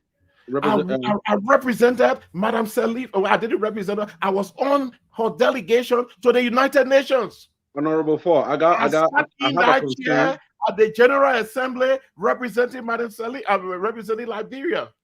Honorable Four, I have a concern. Part of the discussion to the donor conference that encouraged Madam Salif to invite Ambassador George Weah at the time. Honorable Four, I have a concern that. Oh, hold on. Was he letting answer his question peacefully? I think he's done with it already. From a school in Newtown, Resa Don Stewart Fence. 2 students, I was now proud to tutor people, children. And now that school of 2 students, nursery, has grown into a university. I have trained over 100 midwives that are assigned even in your county. We didn't come here for my pedigree. If you want to know about me, I will send your record. You're keen here to take a tip over and above the hiding of government money, over and above the squandering of money and taping it as though some money exists. People can steal something when I'm there. If you want to know about me, you invite me. But I won't go to was a minister, I think 2 different ministries or so. If I didn't get it bribe, then Tiawan Gonglo is guilty of participating in bribing legislators. I have 2 issues I want to bring up. As a fallacy, for just 1 minute. Of the whole. That's the fallacy of the composition of the whole. That's why I asked whether you were a lawyer. Yes, Tonton, do I have the time? Please. All right, so you go ahead, then we'll bring in Honorable Fagwan. Go ahead, Wozie. Yeah, when Abdullah Mame started asking his question, he confirmed, in fact, that NOCAL bribed, quote unquote, the CDC lawmaker. There is a fact that Abdullah Mame, and former Liberty Party chairman or Secretary General, I think Vice Chair rather, Israel Akansai, were taken to NOCAL by Rabbi Salif during the heyday of NOCAL, when NOCAL had enough money. So if he sits on this platform and confirm that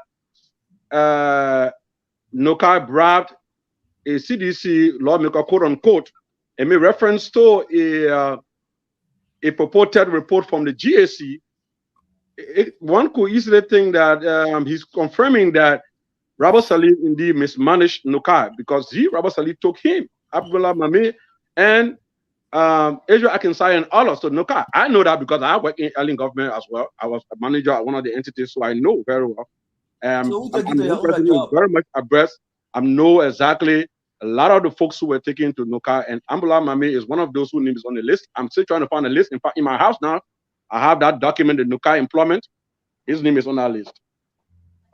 So Abdullah admitted a few days ago that yes, he worked at NOCAL, and he was taken there as a consultant first by Israel Akansai, and later we received a full employment under Robert Salif.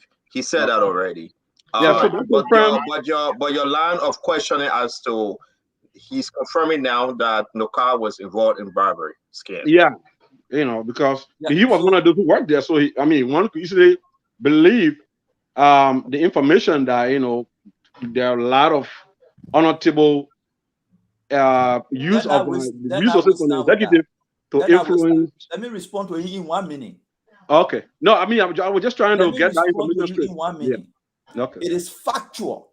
It is fact, and there are pieces of strong evidence that NOCAL, not under Rabbi Salif first, but first under Clemenceau Ure, bribed the legislature to rectify the Chevron agreement. Alumisa Enos Brown received the bribery on behalf of the CDC Legislative Caucus. Under Rabbi Salif, it is fact. There is evidence to show that NOCAL also bribed the legislature. Okay. Wow. Now, Adaba, I was just trying to lift, and because Thank you you. were there. Thank you. So- He just confirmed his Yes. Mr. Woolsey. Finish up. I gotta bring it. I gotta bring it. I gotta bring it. President took responsibility for NOCAL. So that is NOCAL's Man, story. we won't go to school. I'm gonna go to good school. All right, So all that right. is So NOCAL. Fagon. You don't tell me about good school. All right, guys. You No, got no, a fake Abdullah, PhD. Abdullah, Don't tell me Abdullah, about good Abdullah, Abdullah. Don't tell me about good school. No, Abdullah, you can do this. Calm down. It's okay. Honorable Fagon, can you come in, please? Well, good evening, gentlemen. I'm not going to waste time trying to greet everybody. I will just tell my librarian Poyo hello. It is fair that when we provide information to the people of this country, we provide it holistically. So the fact now that I have been made aware of Abdullah working at NOCAL, NOCAL being the largest corrupt entity ever in our nation history, with over $30 million getting missing. In order for me to ask Representative for my question, then I need to know from Abdullah what was his last position to NOCAL and how much in his mind, forget about GSC, chicken change, was paid out to people that he's aware of from NOCAL. We know NOCAL is out there for 30 million. But what did he see at NOCAL, and what can he tell us that will inform us to ask our question to Representative Ford?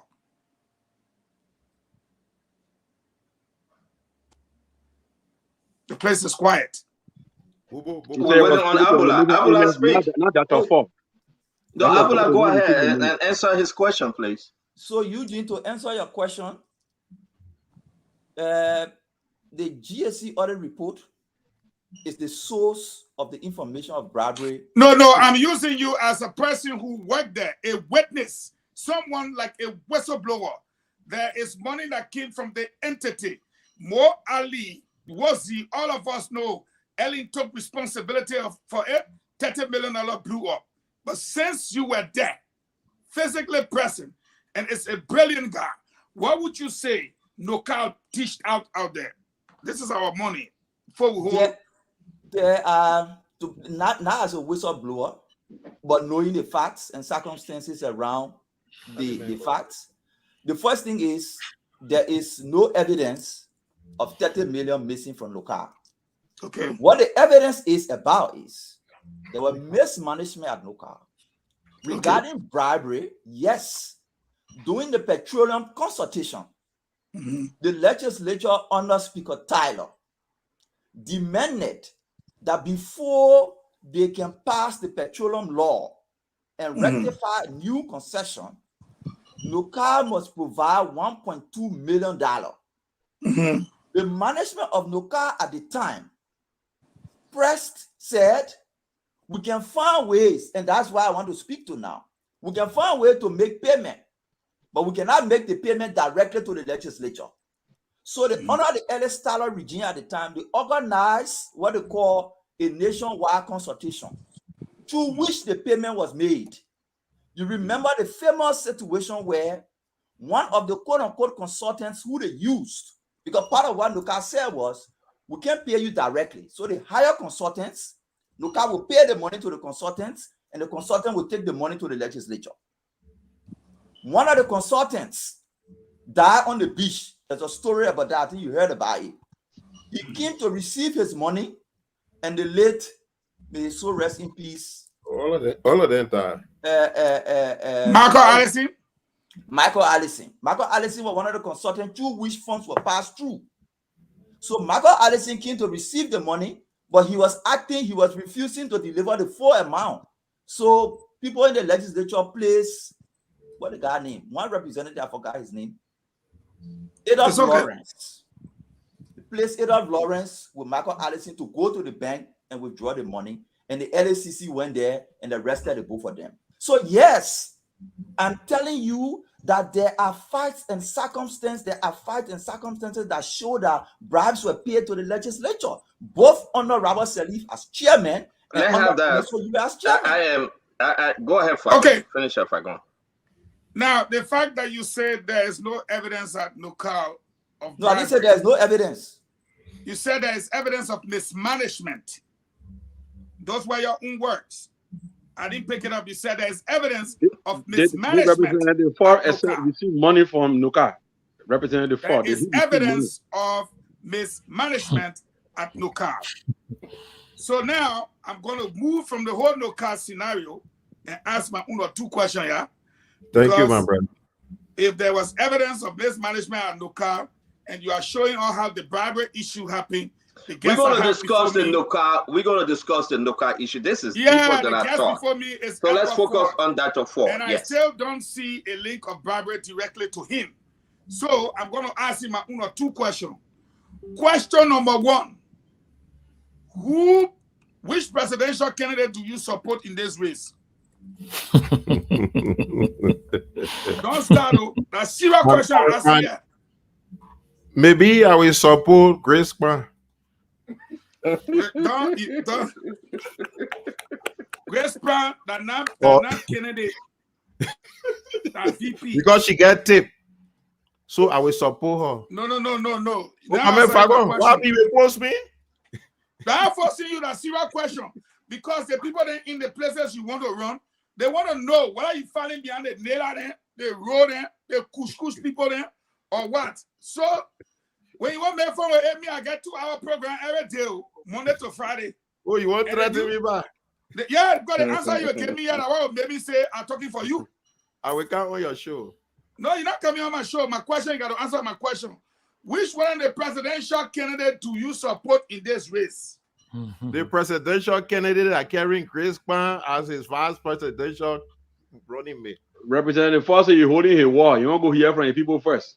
No, that mean more can't talk all kind of things. No, the man thing I get it on tape. The man said he's supporting Clarence Money talking all kind of thing.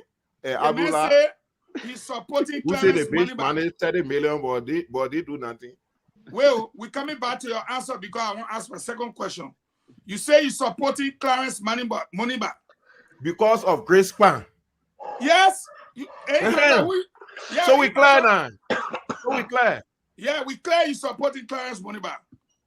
So, and you say because of Grace Pan. Yeah. Okay.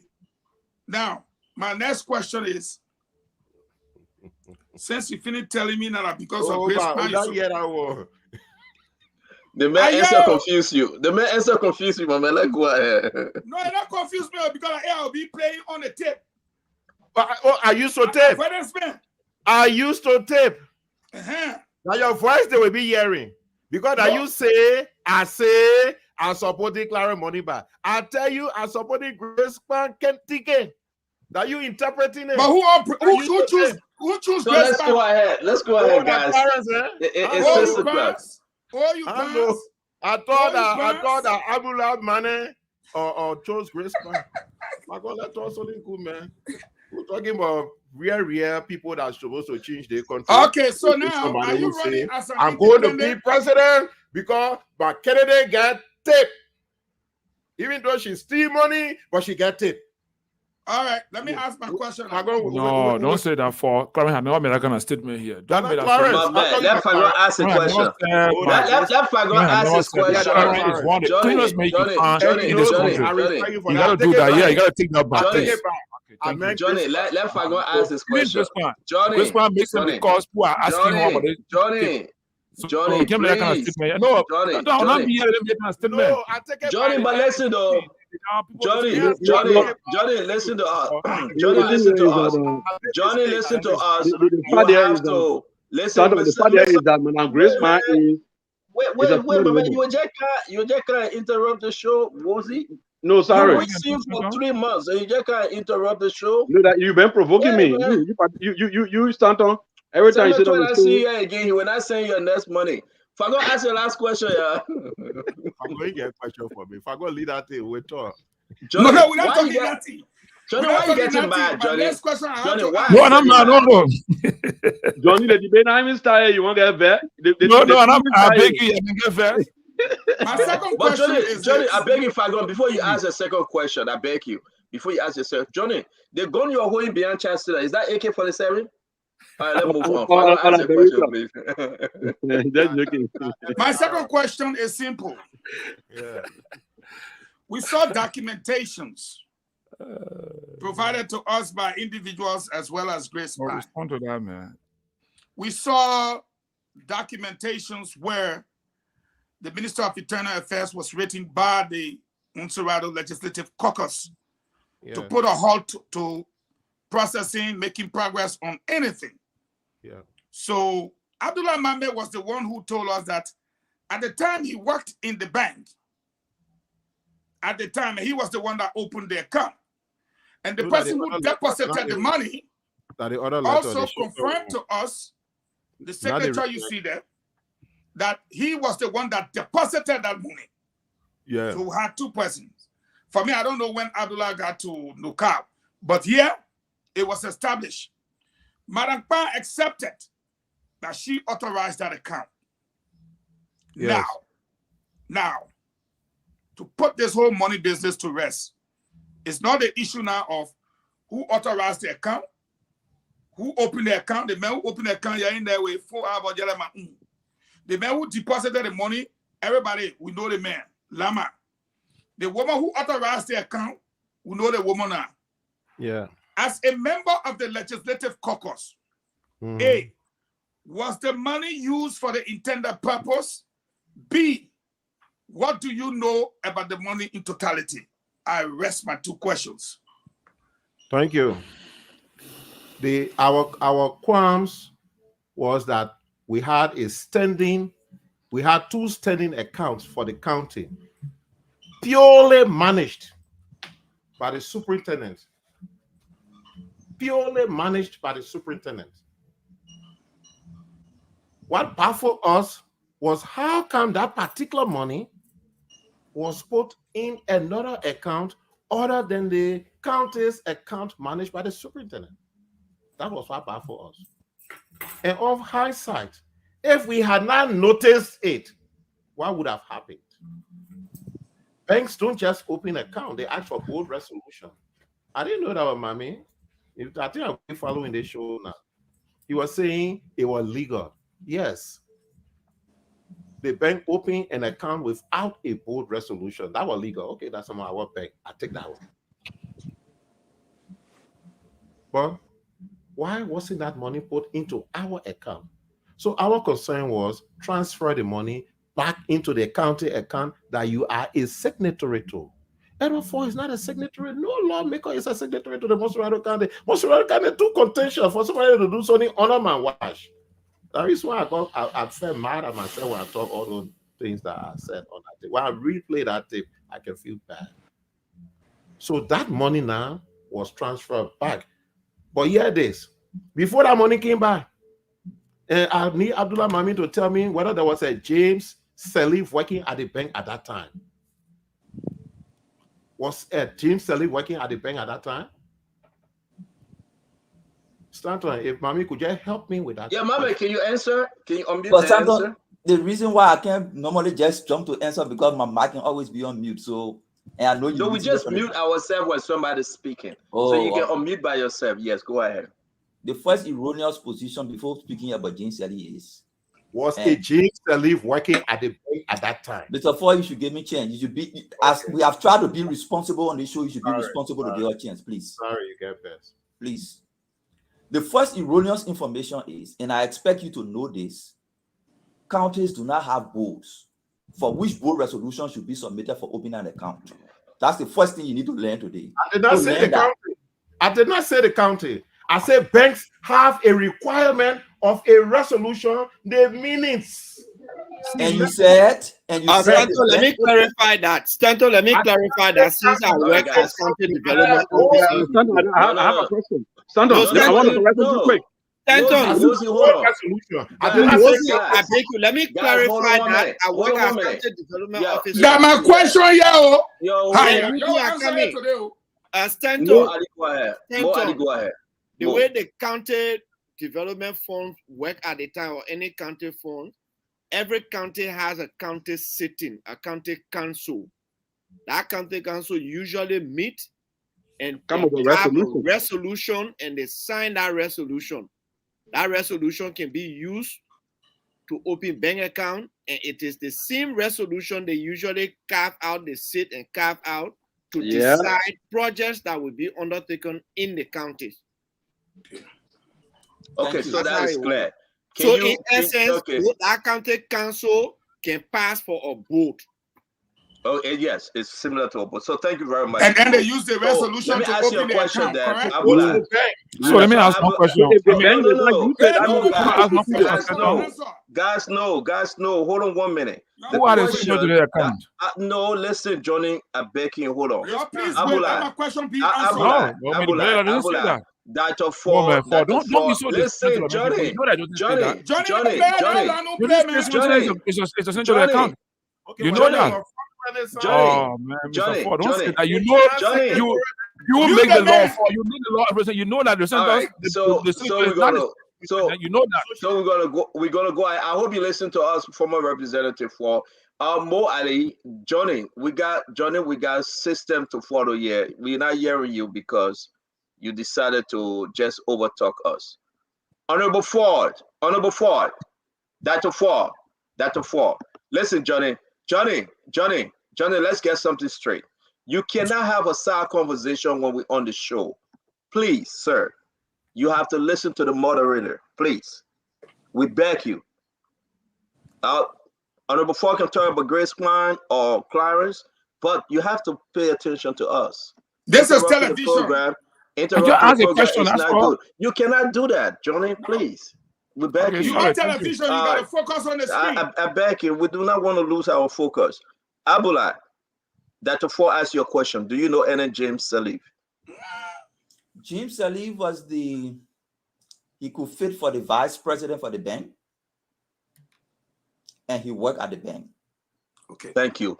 Dr. Ford, he answered your question. Oh, it's okay. It's okay, Abula. No, it's okay, Abula. When we raised the qualms, I received almost 5 calls from James Salif. I don't know him.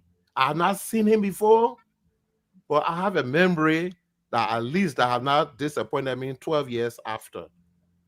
Honorable Ford, we beg you, this thing here, let's put it to rest. Let the money remain in the account. We can promise you the caucus that nothing will happen to the money, and over and over and over. That's the reason why I asked him.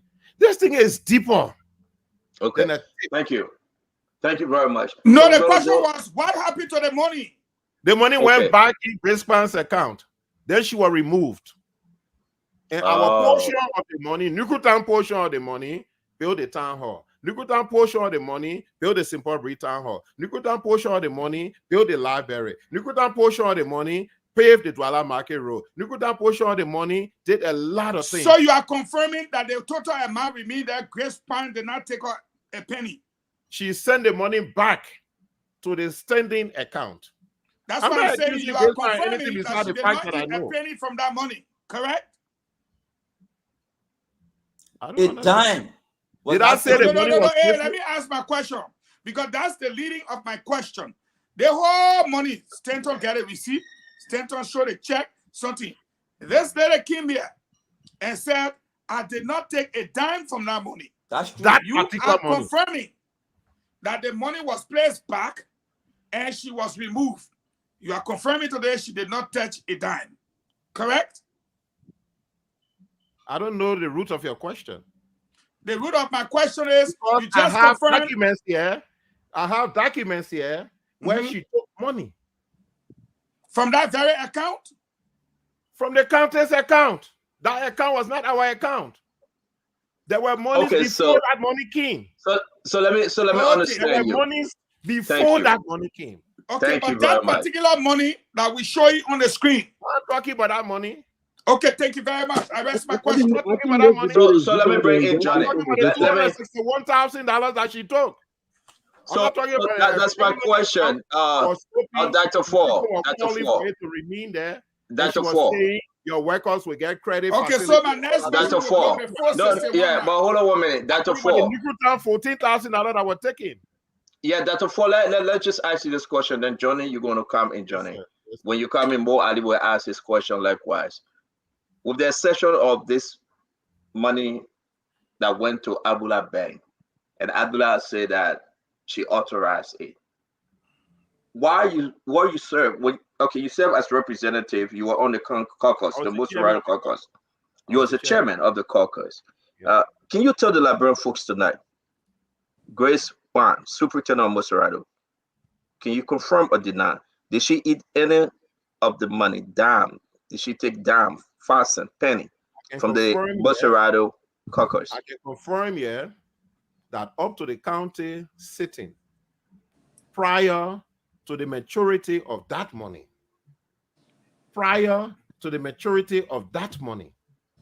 up to the county sitting, she misapplied $261,000 that is recorded in the resolution that she signed. I can confirm that. Okay. I can also confirm that she misapplied $14,000 of the NOCAL project funds. That's the letter I wrote. I can also confirm that she misapplied $18,000, and that's the reason why I wrote the minister that no money should be paid. My qualms with that particular money that came long after was that the money should have rested in the county's account. So to be straight up, you have thousands of folks listening to you. You are saying misapplied. I want you to please be very clear. For our man Mary and the old man out there, I will ask you the simplest form of question. Did Grace Bond eat the Musarado County caucus money? Yes. Okay. All right. You answered my question, sir. Thank you. Johnny, you will come in. Mo Ali will take us home. All right. So thank you, Stanton. So you're welcome. I mean, one of the issues I really see in this whole conversation is that it just shows how the Unity Party led this country over the last 12 years. Because I listened to Ambulai, everybody speaking, 12 years, and Ambulai role he played, I'm not sure he's making up stories about, how the UP led government in 12 years and managed our state resources. But I have three, but I'm making into two. What is the role to Mr. Ford as a legislator? You have made, the budget law is made by you and the legislators. So what is the role of the MIA, Ministry of Internal Affairs, in county development funds? The Ministry of Internal Affairs is like it plays an oversight supervisory role. This is the way there is a special line in the budget that we call the county development law. So the county development regulation is a part of the budget package. Under that law, monies captured from paying entities like the El Nito and other people, monies captured in the budget that are paid to the consolidated account of the government of Liberia. The portion of that money under expenditure that should go to these counties are transferred when they mature, transferred from the Ministry of Finance to the county account. The role of the caucus is to convene a meeting of the county stakeholders, all the commissioners, all the mayors, and each of them will bring at least 2 delegates. The representatives will bring at least 3 delegates, not at random, but persons in their district that have been elected to form part of the project management team of that district. We convene. My role as the chairman of the caucus is to convene, not preside over, is to convene the meeting. When the meeting is convened, a presiding officer, vice presiding officer, and secretary, it is in the budget law, it's in the county development law. Those 3 officers are elected by the plenary at the county sitting there. When they are elected, I turn the gavel over to the chairman elected. The chairman first course of action is to ask the caucus and the superintendent office if there were monies that have matured for the county. As the chairman of the caucus, I stand and announce that, ladies and gentlemen, blah, blah, blah, blah, blah, over this period, 2.5 million are accrued to the county. In discussions, the relevant question is, how do we apportion this money? Other counties use administrative districts, but because we are in a cosmopolitan area of Monrovia, we use political districts, District 1 to 17. The two superintendents, it is voted upon that this money be divided amongst the district for developmental purposes, the two senators and the county, and these people go back and convene a meeting with their residents, and the minutes must show that the projects were approved by the residents. All of these documents are shared by the county superintendent with the Ministry of Internal Affairs and with the Ministry of Finance. Once Thank you. the superintendent is empowered, the superintendent put up a bid, a contractor's bid for the different projects coming from different counties and different districts. Thank you, Honorable Fall. Monies are paid in a contractor's account. That's the reason why Super Brother, who didn't do the work, and I was fortunate to have seen it, I canceled it. That's my role, to convene a meeting and to announce what accrued to the county. After that, the people themselves go ahead and vote. Thank you, Dr. Fall. Thank you. Your second question, Johnny. Second question. Considering that every county has some funding to expand in terms of development, so who are the signatories to the account of the county?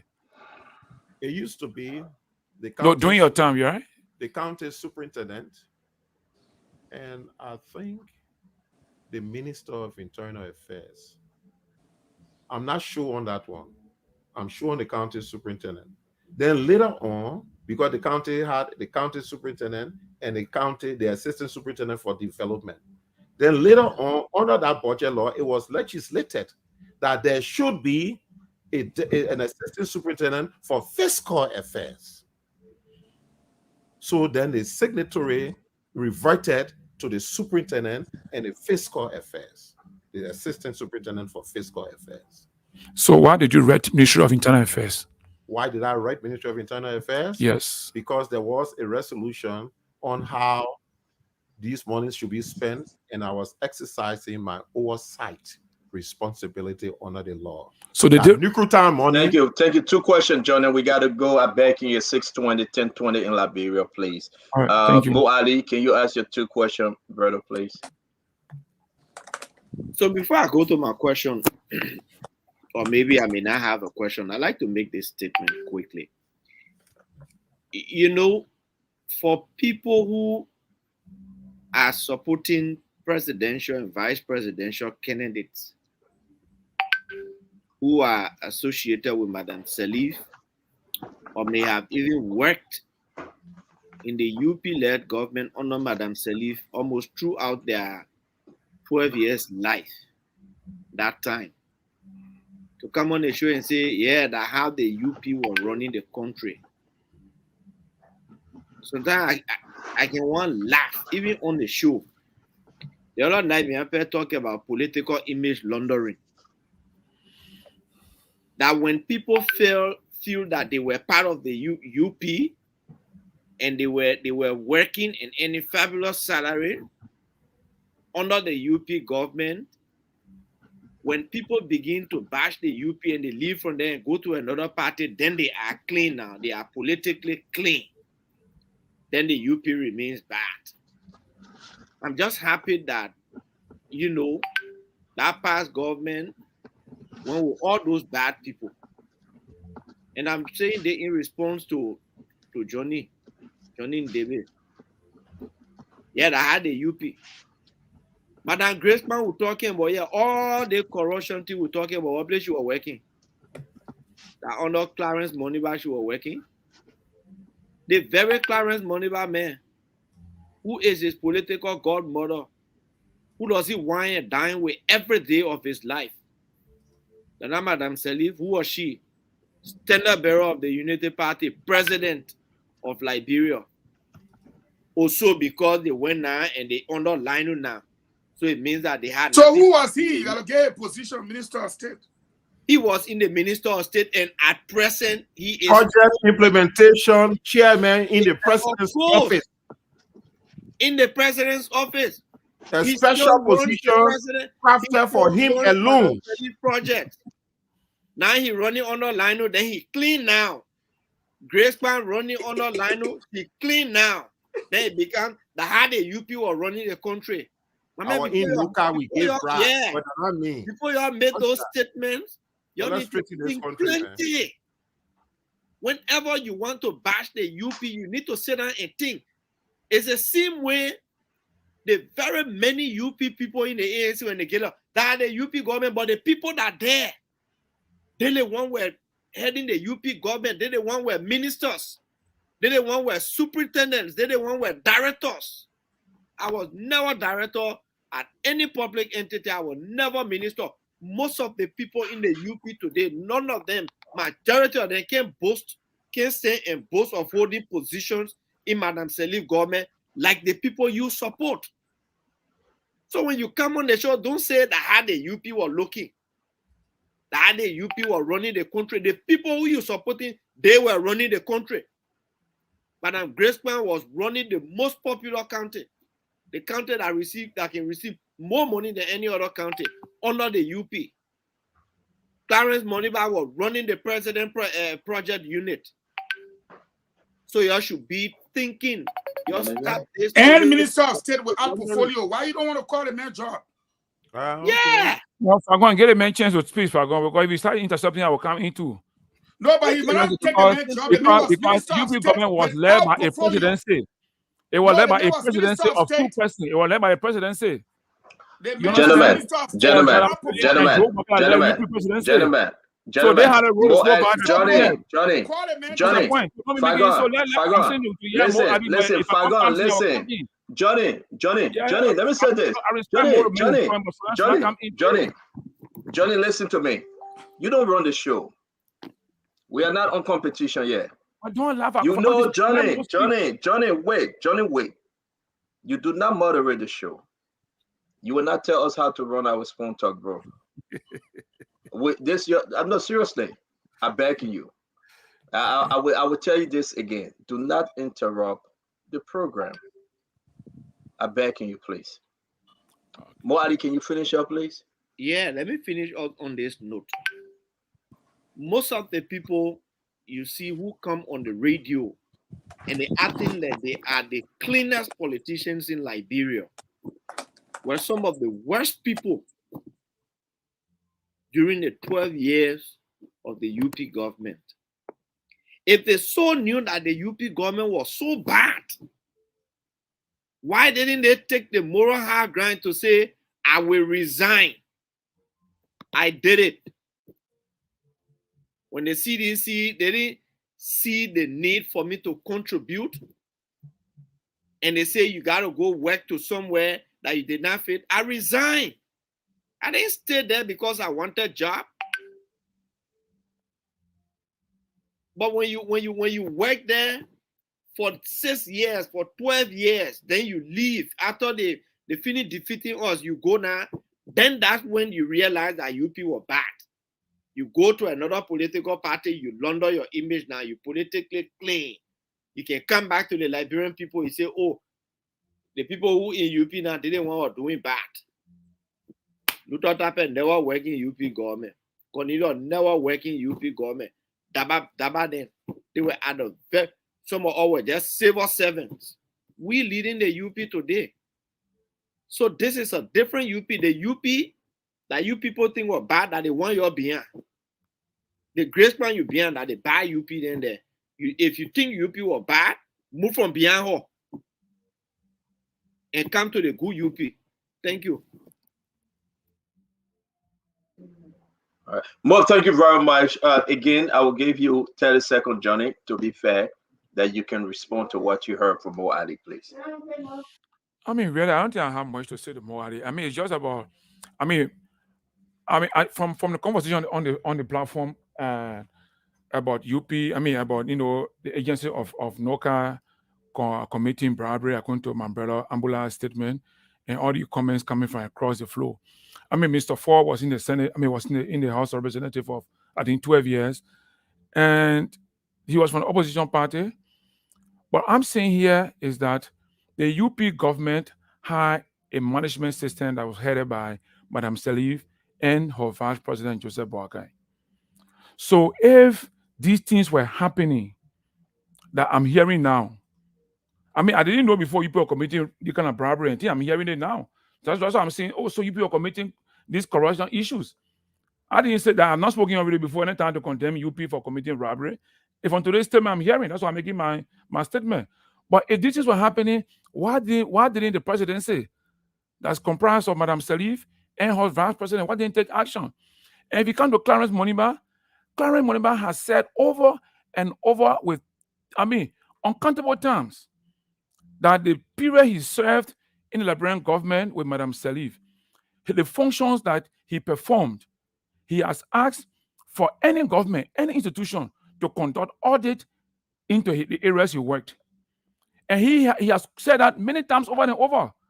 So I'm happy that Mo is saying that while Karen didn't leave. Yeah, Karen joined the UP, I think, after the second term. Yeah, the second term. And whatever he did during that period, the books are there. He's opened. He's asking everyone to go and conduct an audit to do a fact check. But let's move ahead with you and your Clarence asking for audit, man. I beg you, man. Do that. My man, let me go to babe. See you later. That's a 4. Young Fouet. All right. It's good to have you. Man, no ponton, big brother. I got one last question for you. The school that you are running, is it owned by you or by the people of Newcastle? It's owned by me. It's owned by you. So you built 1995. So you had the school prior to you becoming a representative. I started the school in 1995, and part of my mission was to build a school system across Liberia. And so on my push, I started a kindergarten school. Then when the building got small, I got that property in Corner West, and we went to junior high. When the junior high got strong, we went to high school. So my question to you, went to the college. Okay, so I'm asking you, sir. I'm the president of Bushra College of Science and Technology.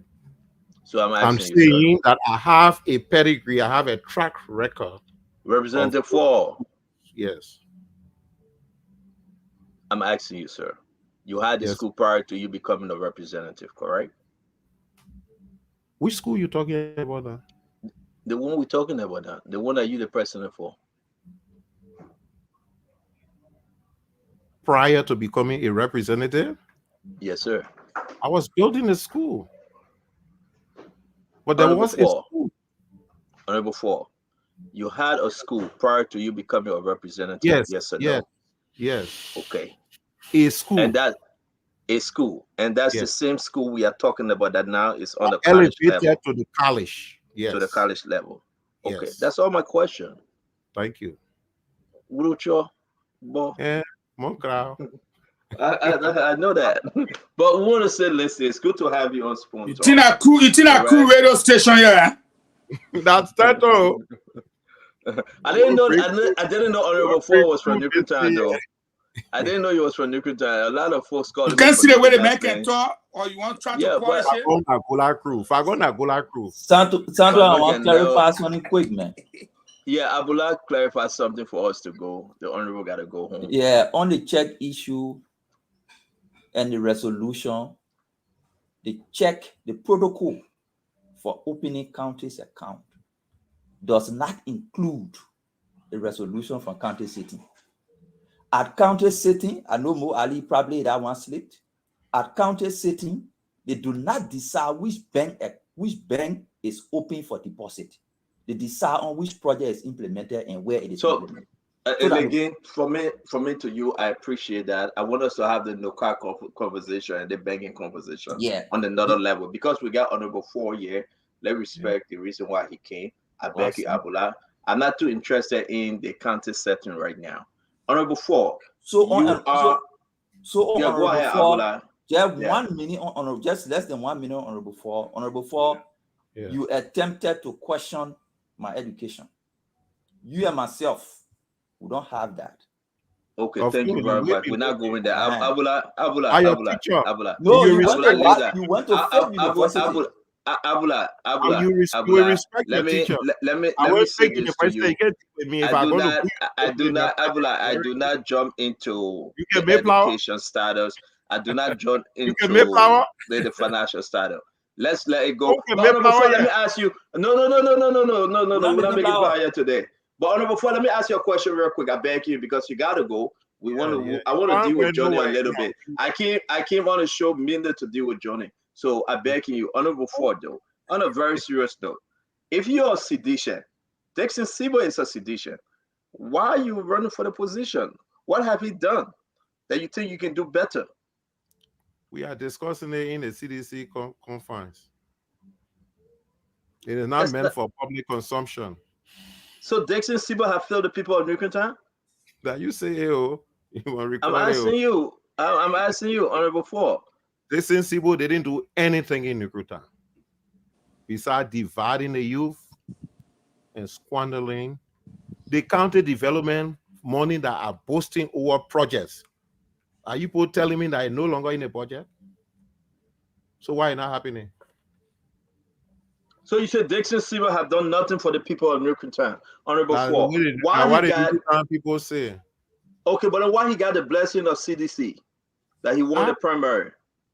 If I have voted as a delegate at that primary, then maybe you will ask me how I voted. I would have told you how I voted. But Dixon Sibo also got the blessing from CDC. Dixon Sibo get. Fago, you saying something? Yes, they already qualified him for the primary. He registered. Yes, I'm not doubting that he registered with the Election Commission. As an independent? I am an independent. I register. You So I will ask you a question. No, we don't have issue, but listen, cool up now. Dixon Sibo got. No, seriously, no. Yeah, you independent CDC. Let me ask Honorable Ford. He got the blessing of Mobile Modu. He got the blessing of Jefferson Koji. He got the blessing of the entire CDC, even the president, Dr. George Manawia. Yes. Are they wrong? No, they are not. So that means someone to say, Joe, you are wrong. Oh, why can't you? In our voting? Why not? You why can't you say? Are you afraid? My own blessing hanging. My own. You can say Bobo P. More crowd, I say boom. The man say he's stupid. He crew member, he's stupid.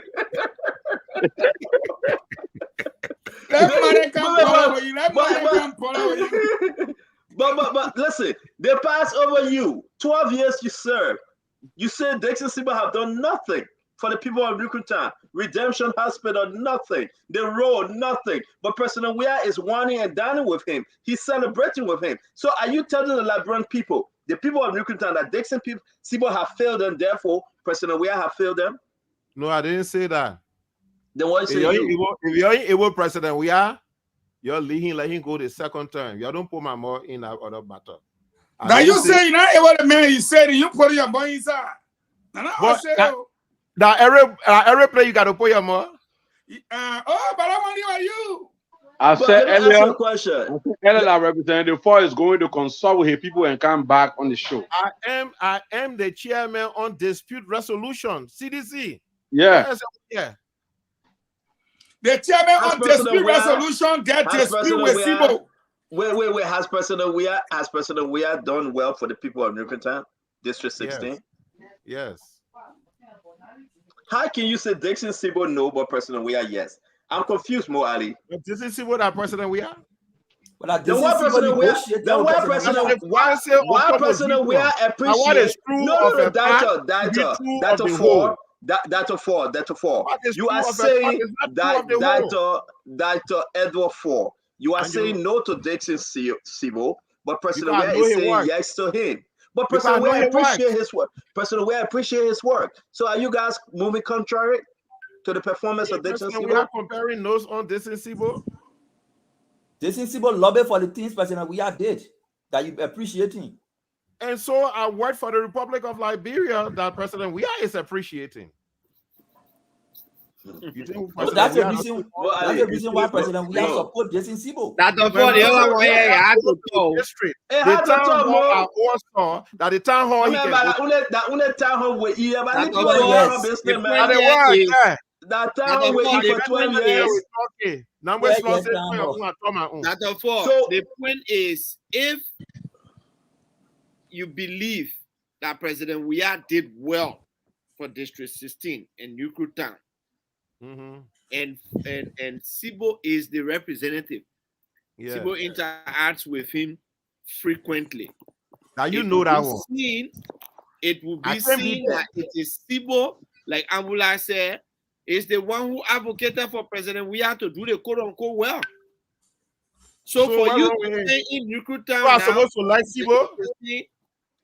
So I'm supposed to like Sibo? No, So are don't you let going Sibo. against? No, Are you you don't going have to against like President him. Weah trust? But like the things, you don't have to like him, but the fact that you say the Are CDC you- did well Yeah. there, No, I didn't and say he is the CDC. CDC representative I from didn't say there, CDC. You it asked means for that the Sibo. people I will look answer. at You him. asked for President. We are answer. Representative, you fall in the wall. You Yeah, cannot let's take go ahead. President Weah and leave Sibo and look up. So it means you are endorsing Sibo by way of President Weah performance in Nuku Town. No. Every Yes, top yes. his own pocket. Yes, you are endorsing Sibo by way of President Weah performance in District 16. You cannot No, say I'm no. not endorsing Sibo. Are you appreciating the work of President Weah in District 16? I said yes. that Sibo Then lobby what? for. That Sibo performance you are No, they're proving not right there. Sibo. Now who? Excuse me. Now who? Excuse me. Yo, wait. Wait. President Weah is the president of the Republic of Liberia with spelt responsibilities. Mm-hmm. And he's carrying on his responsibilities. Mm-hmm. And the critics can give the pros and cons of how they evaluate President Weah. Mm-hmm. Honor our law. The legislators have their responsibilities. Mm-hmm. The legislature and the executive are equal and Do not coordinated. lecture on the civic We- issue. we gotta get ourselves Everything together. President Weah won, Jason Sibo approved and say yes, sir. I'm not in the Everything house. Jason Sibo won. I'm But not I'm in the telling house. you, President you Weah- better President before. Weah does not want anything. It is the government of Liberia that wants Everything that something comes from the people. executive. And the Everything. legislature. Come on, Tabatani, The Tabatani. legislature. No, So Tatia all your road Tatia you are reading, No, so that all the Tabata. road and all the project that you are reading, that was your personal project. And you No. are claiming all the thing. I did No. a 2-kilometer road. I did it one. Then I ordered the comment. Fargon, you will never go in our house. No, that was the money. That Because your own money. if your understanding is that representatives and senators must take money from their pocket, I get money. No, from that's their not pocket. what I'm saying. That's not what we're That's what he saying. said. That's what we say. You are No, I that's pay the road. No, be I pay fair. the school. I do the one. I do the one. All Allah. that money that was your money. But Dala. at the same way, Jason Sibo say, I do the one. And today he say he's there. Like the kind of crew man we're talking I about. told you that this is Sibo.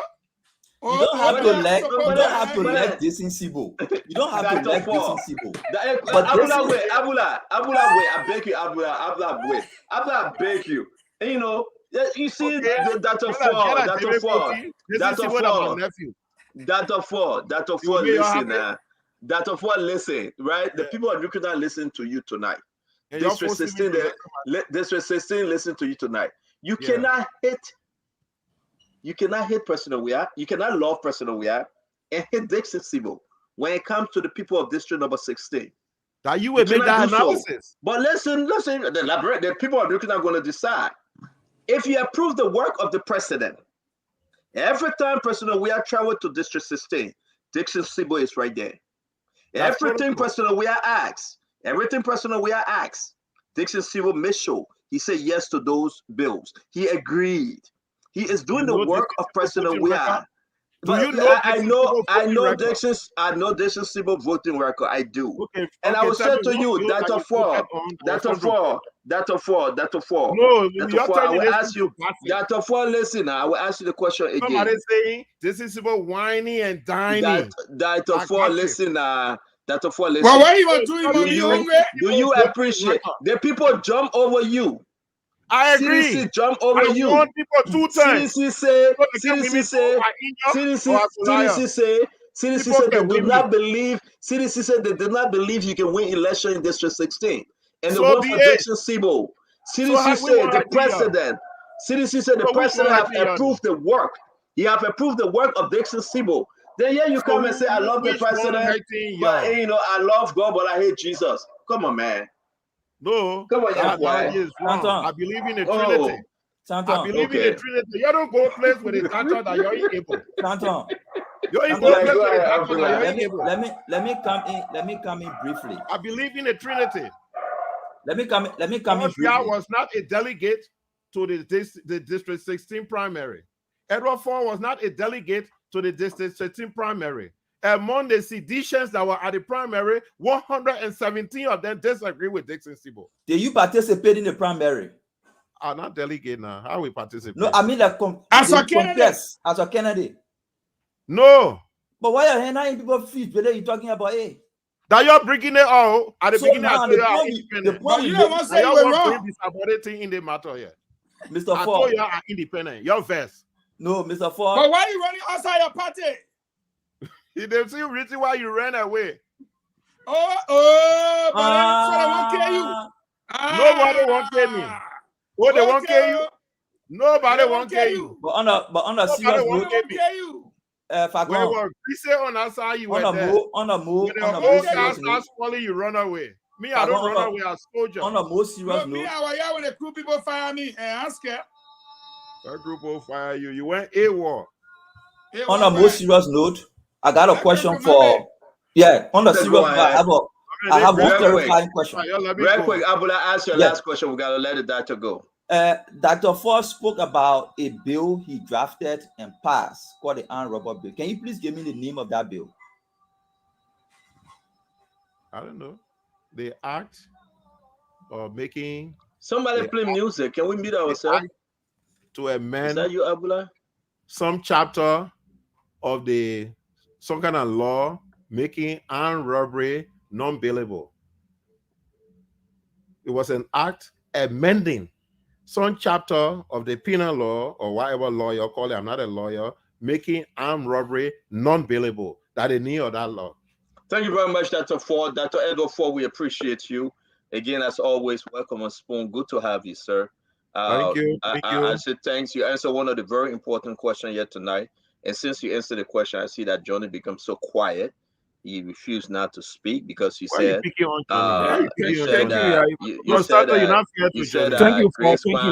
said that Grace Kwan is on the money. That's a big news. All the money, 261,000 plus more. Grace Kwan. But if that is the case, if that is, but something confuses me. Dr. Ford, help me here, because you've been in the politics for a while. Why you think Clarence Moriba went after Grace Kwan to be his number 2? Why? Because they don't know her. She portrays herself as an angel. They don't know her. I went to Madame Salif when I told her those things that were happening. Madame Salif told me that she had implicit confidence in 2 persons, Fanny Salif and Grace Kwan. I told her, well, she doesn't cut across to being the way you see her. I know her for the time we worked together. So Clarence, they see an angel. And I can't blame them for seeing an angel.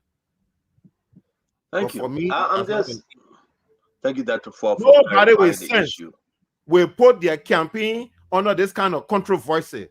Dr. Moniba does not deserve this kind of thing. Nobody with sense will do that. So with Grace Kwan on the ticket, you don't think that he can win the election in Liberia?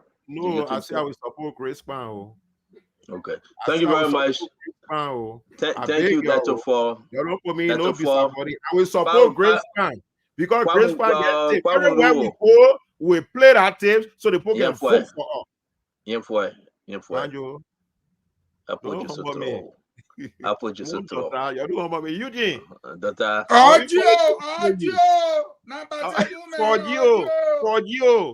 you. I want you politics before you, Eugene. Competition we take it. I'm very disappointed today. I'm very disappointed today that CDC jumped over you and went for Dixon Sibo again. I agree. Very disappointed. Thank you. Thank you very much. Sibo win one time, he can win 2 times. Then he will catch up with me. Then we'll go for the final. They say you will not score hat trick. Your man Joey, I airboy you. I beg you that you enjoy where I get your problem. But why you have not spoken? Why you have not spoken to this? No problem. Why you have not spoken to this president since he took over? I've spoken with him many times. Why he refused to take you on this time around that you can represent District 16? Why the president rejected you? I didn't Why? go to him to ask him for it. Oh, okay. When we talking, we talk different things. You're talking about the crew thing. We talk Liberia thing. So are you disappointed that the president jumped over you and no, stuck with Dixon? You are not delegate. If I had contested in a primary, then they that the power can't get you didn't contest. Then you blaming the man. Then you say who blaming as independent. Who are blaming? I'm blaming Sibo. They say everybody can contest. Go for the meeting. Sibo will take care of you. Go for the meeting. Sibo will take care of you, my man. Go for the meeting. The headline is Representative Ford run away from Sibo. Thank you. He ran away from President in the primary. But tell you that before we are the rec after they will roll for me on the from this show. That before after 12 years. After 12 years. They're waiting for me. After 12 years. If you run as an independent candidate, will disqualify you because you already took part in your primary.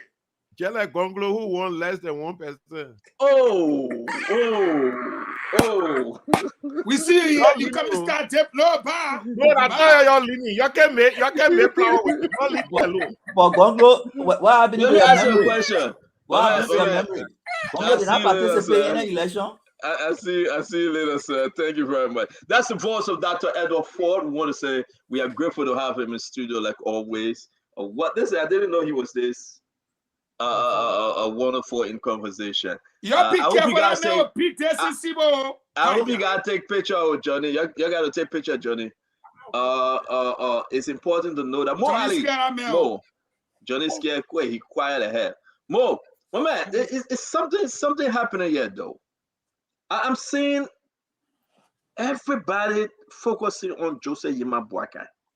The Tewon Gonglo, now the Clarence Morubaru. They are taking the focus from George Manawea. Know what Johnny said?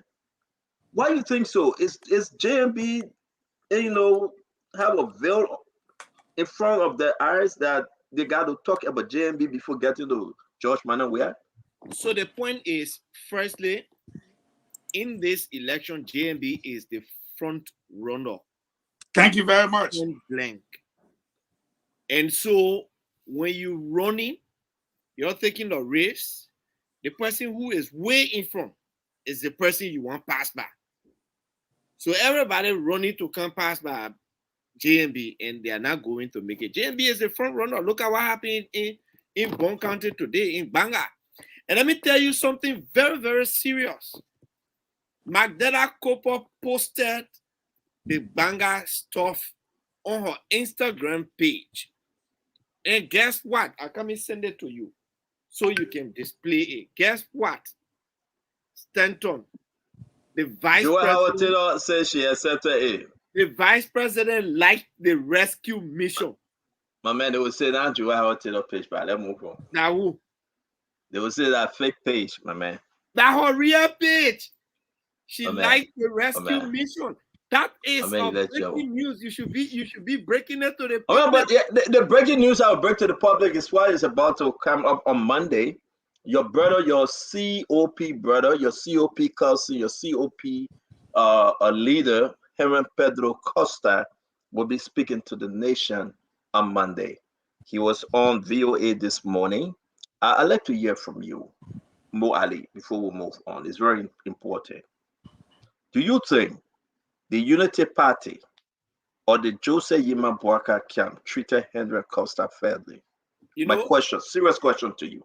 Yeah, and I'm going to give you a very serious answer. Thank you. At this point in time, Stanton, we are focused on our campaign. We are focused on selling the rescue ticket to the Liberian people. Today we had a great. Yesterday we had a great show in Margibi. Today we had a great show in Bon County. Tomorrow we are even having a bigger show in Nimba County. We do not want to get distracted by any other thing. Henry Costa had been supporting us. He has supported us this time around. I don't know what happened. He's gone quiet. We cannot be focusing on going forward, and we are focusing on coming backward. To be honest with you, we will go after the population. We will go after the people, and we will convince the people. If at some point in time in the relationship, Henry feels that he wasn't treated right, he will say it. But as far as I know, we have done absolutely nothing to hurt Mr. Henry Costa. He is a very good friend of mine. We've been very close since 2019. And as an insider of the Unity Party, as a person who is very close to Joseph Boakai, I am not aware of anything that we have done to hurt him. Absolutely nothing. There was one thing that everybody agreed on. We all told Ambassador Joseph Boakai that as opposed to 2017, this time around, when you have made the decision, in your mind you say, and I make my decision and that this person are caring, give us the courtesy, call every one of us and tell us your decision before making announcement. Don't take us by surprise. Everybody around JMB, that was the only agreement I know we have with him. And that was the promise he made to us. And he kept that promise. He talked to every one of us one by one. I know very well when I entered the office Monday morning, soon as I spoke to him, he said, Maud, I've made my decision. We're going to Nimba County. He called Yomli Tuesday morning and they had the conversation and he told her. He drove and went to Mr. Ure and had a meeting with Ure, Henry Costa, and Tilia Ure and told them his decision and told them why. I do not know of anything that we have done that will hurt anybody. If Mr. Henry Costa feels hurt, he will say it. And if we wrong him, we'll tell him, my brother. Let me ask you a question. It's very important that I ask you this, Mo, because you, this former Secretary General, guys, please permit us for the last 5 minutes. Mo Ali, looking at your drawing sheet, when all the political parties came together, you had Liberty Party, Unity Party, NDR, Electoral Party, the part of NPP that Jane Banning handled. On that document, I see nothing given to ALP. Can you help us understand why you guys left ALP out? So, Stanton, when the standard bearer named his running mate, the party's leadership decided to reach out to every political party and individual. First, to convince them that the standard bearer has made this decision, can we continue to work together? All of the parties and individuals agree. Our party chairman consistently reached out to the chairman of the ALP, and on 2 occasions, the leadership of the party met with the leadership of the ALP. And they put it to them that, look, we've been in partnership for a very long time. The position for president and vice president is gone. The standard bearer and vice standard bearer is gone. But we have all of the legislative seats. This is a time that we are going to negotiate. No seat is for anyone. The only argument even the Unity Party and other parties in there made, we beg you, when we come into the negotiating table, those incumbents that we have, we do not negotiate them. And everybody agreed. And so the negotiation started. I was part of the negotiation committee. But maybe I didn't hear you. I didn't hear you well. I got to bring in Fagon and Abulai and Johnny. Let's stick with Unity Party. Yeah. Ben Yuri been with JMB since 2016, 2017. Mm-hmm. He been there. We know the story. Yeah. He fought. You fought. You know Ben Yuri's story. ALP or party.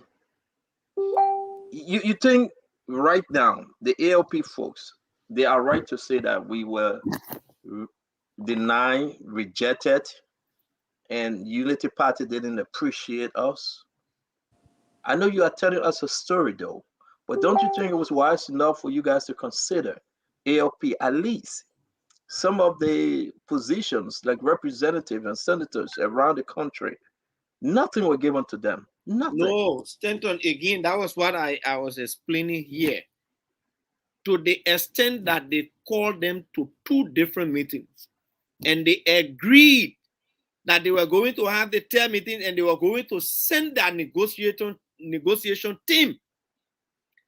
That team never came. The chairman placed afterwards several calls, went to them several times. At a certain point in time, they stopped talking to us.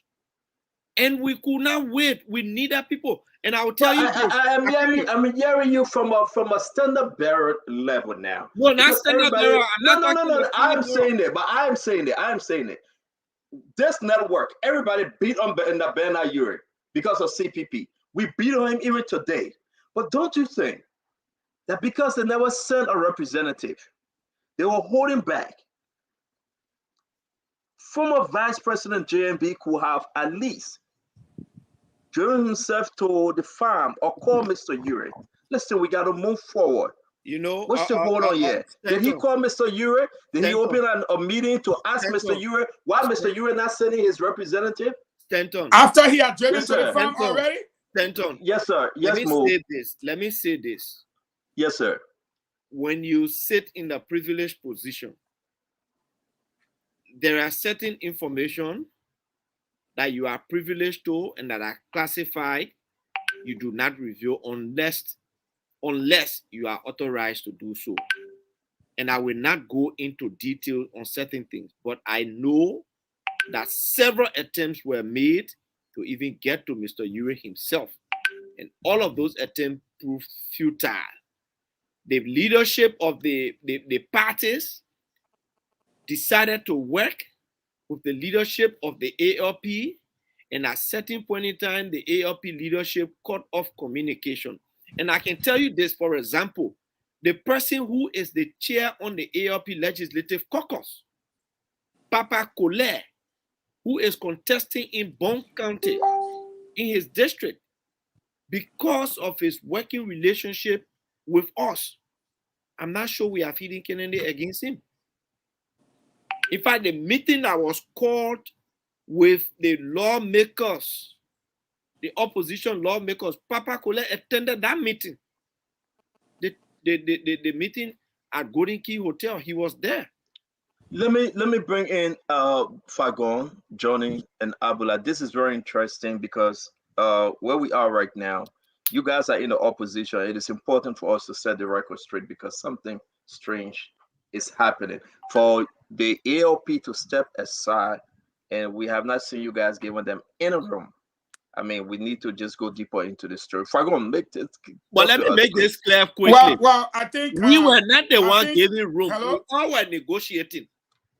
I think, Stanton, it is really unfair to the Unity Party to say they did not give them any room. If there's anything to be considered, I think the Unity Party bent over, took off their shirt, their trouser, and said, take whatever you want, including my body. The truth of the matter here is, and Stanton, you know, that you saw the vice president for administration of the party, the vice chair. You saw the youth chair resign over the same thing.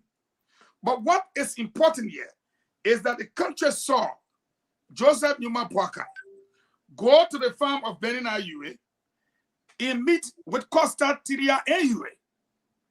As soon as he left from there, They said they were not going to cooperate. They were not going to endorse his ticket, and they were not going to attend the ceremony. Now, is there any lie to that? No. The Unity Party did everything, including individuals. And again, I'm saying it again, including you, Stanton, to talk to these people. You, Stanton, to get them back on course. And they refuse. And I think it will be unfair to say nobody tried. It means that Stanton himself did not try. Everybody tried to make peace. You cannot force a person who does not want to have peace. All be said, we need Mr. Costa in the opposition. We need Costa because that's one vote. But to suggest that we should wait for Costa's time, then JMB will not be in the lead today. If we were waiting for Costa, JMB will not be in the position that he's in today. And that's why Johnny and others and the Gongo people, they're trying to catch up with JMB because they know he's ahead of them. So what if JMB was waiting for Costa? Will he be in the position that he's in today? I think the train has left. If Mr. Costa decides to come on board today, we will put Lapa on the ground for him to work on it. But to suggest that we wait for him, I think it's unfair. And I will say to Comrade, the records are clear. There were several attempts made to bring ALP on board. ALP chose not to be on board, and they made it clear from day one. And so I think the best thing is for us to wait for Costa to deliver his speech on Monday, and we'll know where Costa stands. Costa could surprise everybody and say, I still support Joseph Numa Boakai. And what will we say? So we'll wait for him to make a speech. But as far as waiting for him, before decisions are made or people are placed on the tickets, I don't think the Unity Party is waiting. The Unity Party is far ahead, and people who want to come... Let me ask you a question before we go to Johnny and Abula. It's very interesting we are speaking on this thing. Real quick, guys. Let me ask you a question, Minister Fagon. Do you think Ben Ayuri, you think he's done with Unity Party and his support for JMB? I don't want to think that Ure is done with Unity Party or JMB. I think what Ure is doing, in all honesty, from the depth of my heart, is playing his business pipe. But I don't know what will happen if President Weah does not become president after he plays this pipe. Because I serve in the government. I know what happened in the government. I know what happened with Lone Star. You heard Benina, you were crying. Oh, the government is. My 3-day free call. My this and that. But what you must understand is that governments are successive. They can be replaced. So I don't think he's done with JMB, but I think the way he's playing his card, at this point now, he has to decide. Because if he doesn't, it could be too late when JMB is holding onto the mantle of power. That friendship will be sour, and it will be sour for a long time. Thank you. Let me bring in Abula. Abula, before Mo Ali will take us home, because he's the former secretary. He's a spokesman, by the way, for the campaign right now. So we're giving the last 2 minutes to speak. Abula, forget Tewan Gonglo for a second. This thing about ALP and Unity Party, this unity right now. Talk to us. For me, I will definitely want to wait and listen to what the ALP will have to say on Monday. I've listened to a whole lot from the Unity Party. They've expressed how they bang back forward. And if the Unity Party could go for smaller party and smaller voice like Magdala Cooper, I'm not like ridiculing her, but in terms of a comparison with the level of footprints Costa has across the political space and Ure has across, other dimensions of politics. If they can go, talking and begging Magdala Cooper to come on their side, I think they've been reaching out extensively to everybody. And I wouldn't doubt their story that they reached out, but I would want to wait and listen to what ALP has to say on Monday or whenever they call their press conference before I can make my comment. Thank you very much. Let me bring in Johnny. Johnny, the ALP and Unity Party thing, my brother. Well, I think from my perspective, I don't have interest in discussing ADP and Unity Party issue.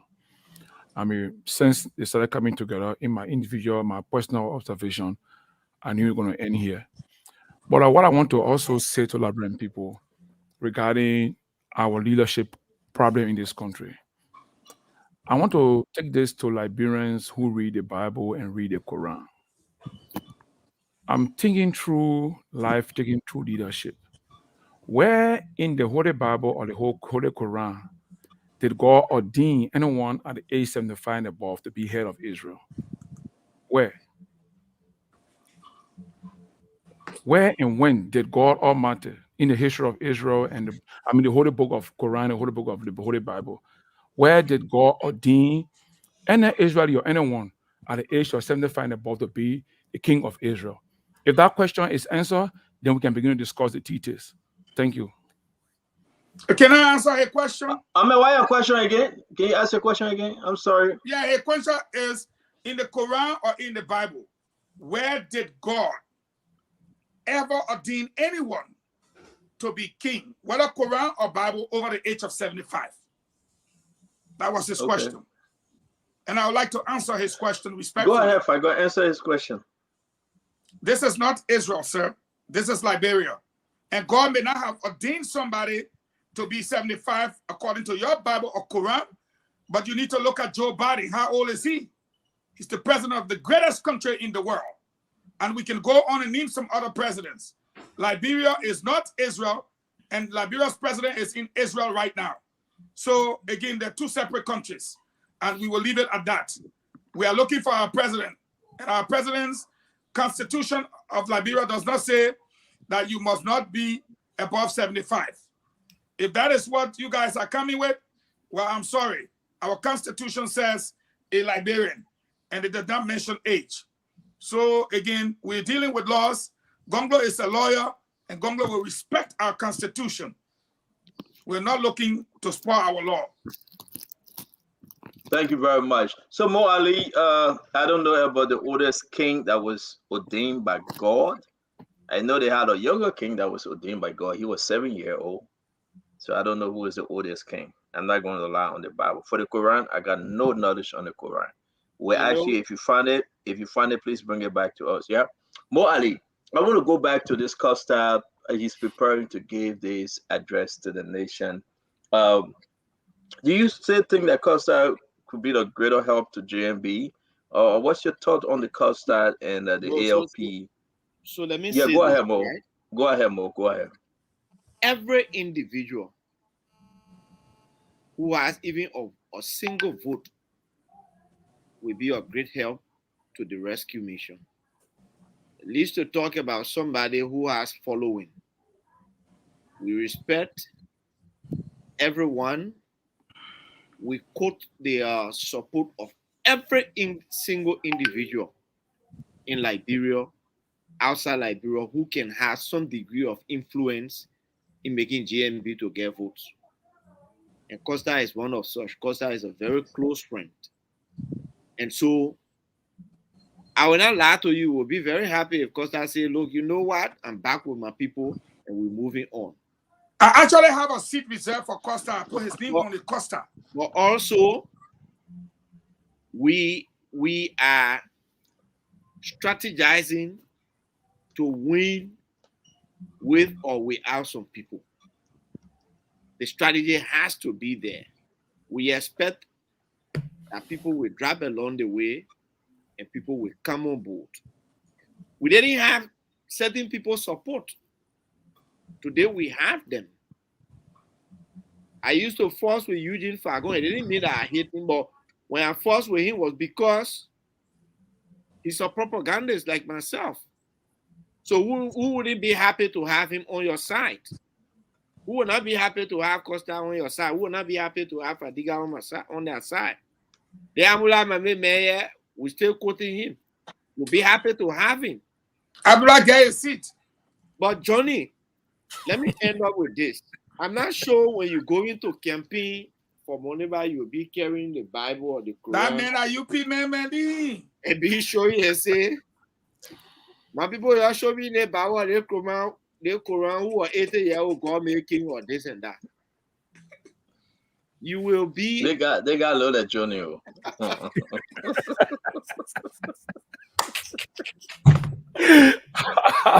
mean, that's the end of the show, man. They got a lot of Johnny Barwell. No, they got a lot of Johnny. And so they got a lot of Johnny Barwell. I will close up on this. As it relates who told them up? You guys bring the man back on. You guys see? Oh, somebody roll your camera on, man. Let it adjust your camera, please. As it relates to the ALP, they've been a very long-standing and valuable ally to us, and we're still talking to them. I know of recent, like about 4 or 5 days ago, somebody very top from GMB's office again visited with Mr. Ure, and they spoke. What Mr. Ure want, Moali? What does he want? I wish I could say that. I know that at one point in time, Mr. Ure wanted to be running mate, and he dropped the ambition, and he supported Henry Costa for the running mate thing, and Henry Costa didn't get it. I believe that they will come around. For now, we are moving ahead, and we will keep talking to them to see how best we can come back together. That's all I can say. Thank you. Thank you very much, Boadi. We appreciate you. To Fagon, we say thanks a lot. Tomorrow, we'll be having a wonderful show again. JMB will be on its way to Nimba. We're going to talk about the importance of this trip. What makes the trip so important? And JMB and Jeremiah Kuhn, are they complacent? Is the Unity Party complacent? Where are we when we talk about we have won this? And Mo Ali said we will win in the first round. Do you believe it? Do you believe it, my fellow Liberians? Let's have that conversation tomorrow. Can George Manawia come back? Can George Manawia come back to win this election? Why is the way we should think President Weah can come back swinging to win this election? It is very important. Like I said this afternoon on Fagon Show, Reliable 360. Do not underestimate President George Manawia. I may not be a fan of President George Manawia, but I'm telling you today, it's a possibility that President Weah can win this election. With the utmost respect I have for the opposition, if they remain complacent, President Weah will win. Yes, and they will have to decide 2029. I'm doing my closing, Fagon. Make no mistake. Like the Bible said, be not deceived, God is not mocked. I would say to my fellow Liberian, be not deceived. This thing, what we're talking about, President Weah can lock it in. You may not like him. I'm not preaching for him, but it's something that the president going to capitalize on. It's something that the president will capitalize on. The weaknesses of the opposition, their complacency, the way in which they treat people, like we're talking about the Costa, the Banda Uri. These things will have some serious implication. If the opposition Unity Party or the opposition ANC, if they just don't get it right. And every chance will be that President, we are just looking for that 50+1. Case in point, Johnny, look at the 65 billion. How many opposition lawmakers voted yes? And you want to get vexed because I say President Weah can win election? Abulai, you've been following Liberian politics. Imagine for a second, an opposition lawmaker that's saying that vote President Weah out. We don't want him. But they're giving him and his government $65 million, 65 million United States dollars to operate on. Are we serious? Opposition serious? That's a joke. For every one person that dropped off the train, consider it to be 10 individuals going with that person. This is politics we are talking about. Say what you want to say. Politics is not only in Monserrado County. Go in the interior and see what CDC doing. I'm getting report. This thing was happening when Councilor Jara When the guys were running in the Bani camp, people were complaining. We were getting the report that this thing was slipping away from Unity Party. But Unity Party remained complacent. They sat down and said, oh, we got it. We're carrying Yaka Koruba. We're carrying JMB. We will close the deal. But the people have other ideas. My fellow Liberians, it is important for us to just remember this one thing. Make no mistake. This thing can go either way. And the more you think you're going to sit down and say we have won the victory, but you're not to the finish line yet, the more you will give President George Manawea and CDC the time to come back swinging and swinging harder. They have the differences. They have the fault. So what you want to say, Abdullah? We understand. You will say extrajudicial killing. You will say the highest poverty rate in the world. You will say cemeteries have stolen all the money from Liberia. You will say they're not paying 707. But one thing you may not say, President, we have still got people that love him. And if you make that one mistake, it will be very detrimental for the opposition. Listen, if you want to talk to Henry Costa, talk to him. If you're going back to beg Ben Ayure, go back and beg him. If you want to bring people on the train, bring them on the train. And make it your duty not to let anyone leave the train. Because it's a troubling time. And we are on the troubling bridge, on the troubling waters. This thing will end in a which way. Take heed, opposition, because President George Manawea can win this election. I rest and I say thank you for point of information. You go. Point of wait now, information. Fagon, we gotta call you in. God called Moses at the age of 80. Moses was 40 years old when he killed the Egyptian. He spent another 40 years in the desert. I mean, we're done with that. We're done with that. God, the man said, who they ordained as king. Moses we're not talking about Moses. Called by God. Moses wasn't a king. Moses wasn't a king. The first king of Israel, the first king of Israel was Saul. So it's not Moses. Let's move on. Abdullah, the first king of Israel was Saul. So let's move on. Abdullah, do your closing. No opposition candidate who discount or outrightly say the incumbent is out of an election, especially in the poor country like Liberia, and considering a president whose strength is the use of state resources on poor people.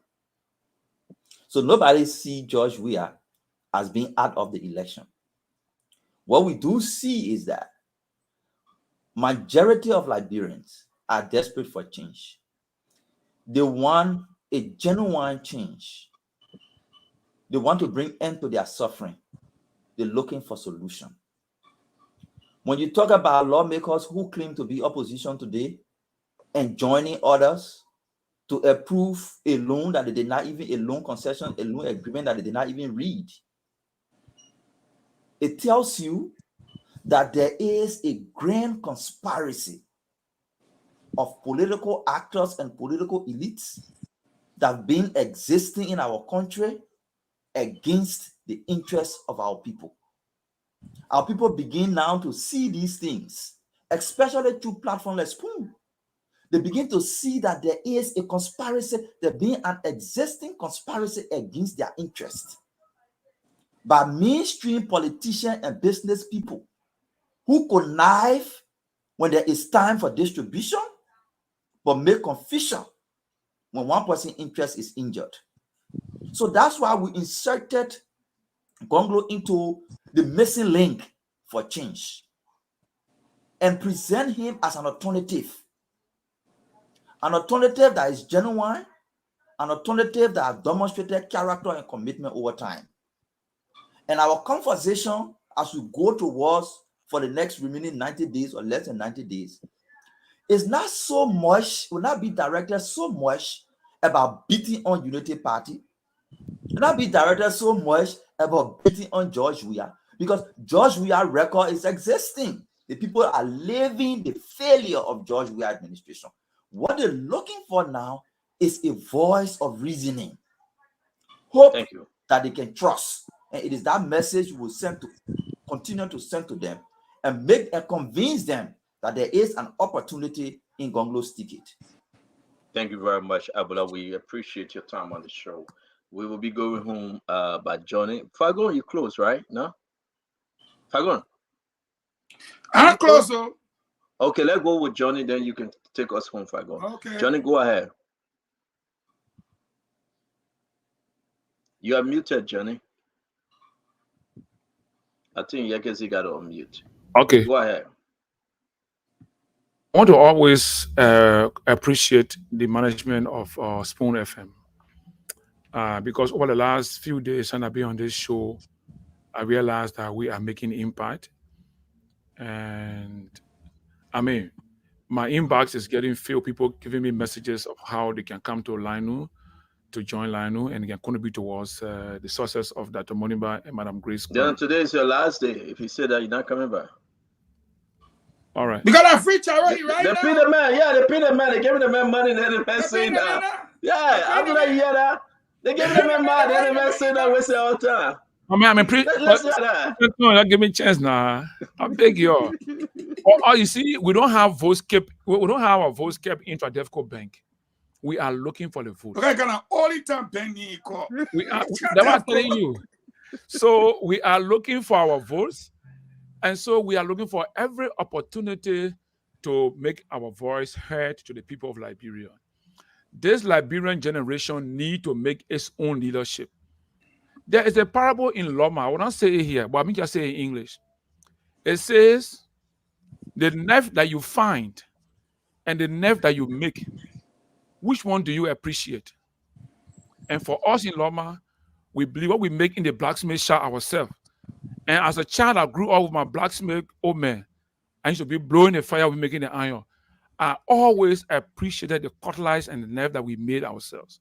So I'm asking Liberians, the young people of this generation, you must make your own leader. And that leadership must come from Dr. Clarence K. Moniba and Madam Grace Pan. And yesterday, Fagon said Grace Pan is an old lady. That's not true. Grace Pan is 56. Hey, I didn't say so. Now what you said yesterday? I put it. She's from the old generation. Grace Pan is 56.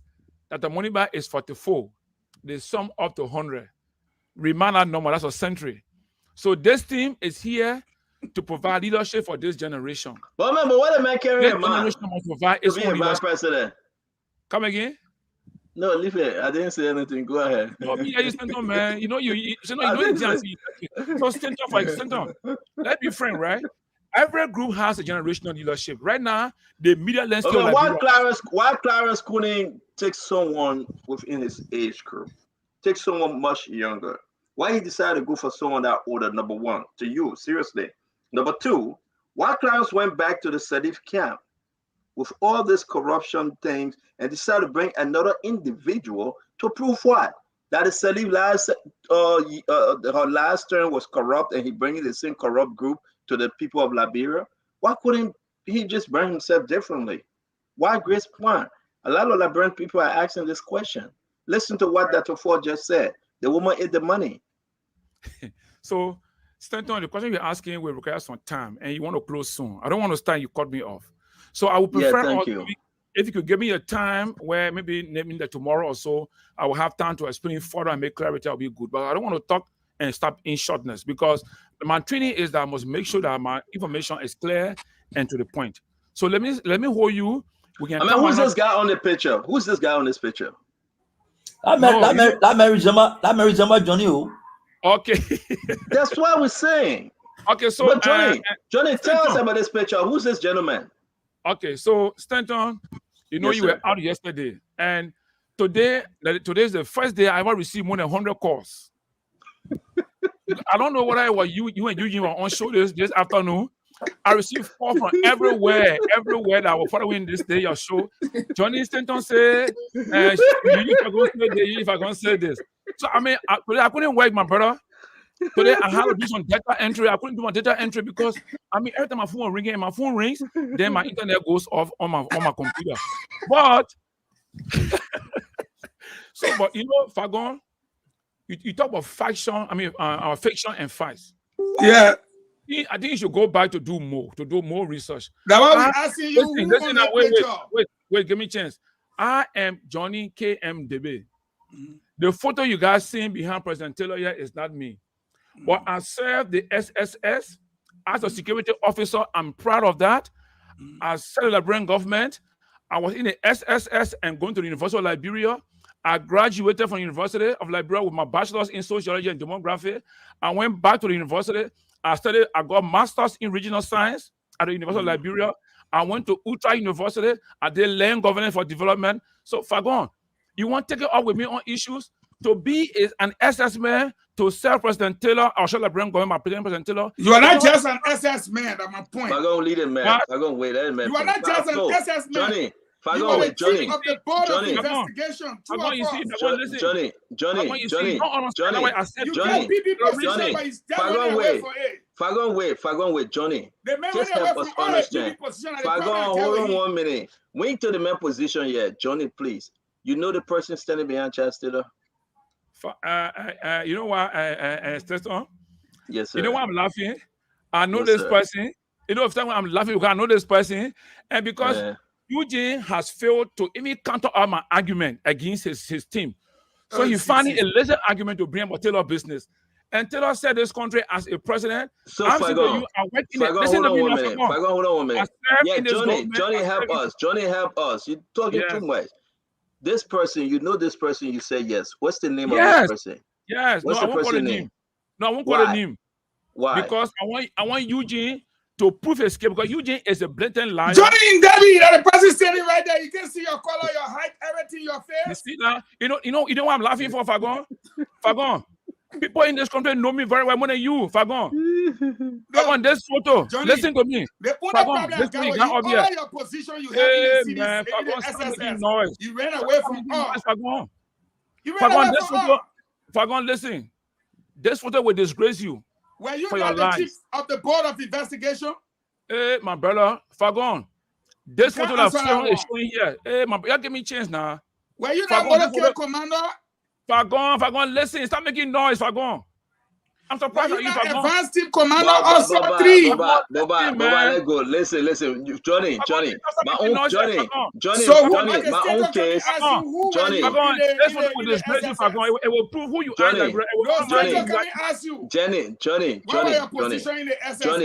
Johnny, listen to me. I beg you, don't listen to Fagon, Johnny. I appreciate you. Johnny, listen to me. Johnny, I appreciate you on this show. I really like you. Okay, let's have a good show. But my only thing here is that if you can help us understand, when I received this picture, I disagree with Fagon on Fagon's show this afternoon. I disagree with Lalo. He can lie. He can lie. I tried to pick it up, put a picture up. They said no. I'm not lying. I put the picture up, but I disagree. I said this person don't look like Johnny. Let me do this for a little bit. Abdullah, right? Yeah. Abdullah, look at that man's nose and look at Johnny's nose. They are not the same. I think the best thing Johnny can do is to call a man name. It will save all the debate, because the person, to be honest, we're all looking at the picture before seeing Johnny's face on the screen and seeing the picture. It looks identical. So to cut the story short, once you call the person name, it exonerates you. So Johnny, what's the person name? So Johnny Debbie. You know why? Because I have interest to prove that Eugene, to show Liberian people can know who Eugene is. The man who put a picture on, you the man will say who you are. Wait, but let him answer.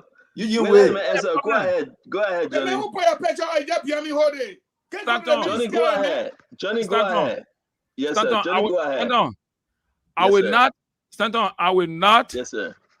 I will not say who the person is, because I want to use this particular situation to prove. We gotta go home. We want to say. You guys are thank you. Liars. Because I'm new in Morovia. I'm new in Liberia. This photo. So this photo is not mine. Johnny, I mean, you scared of Stanton. Stanton go put a picture out today. Johnny, welcome to the Sports Talk. This is how we had joke at the end of the show.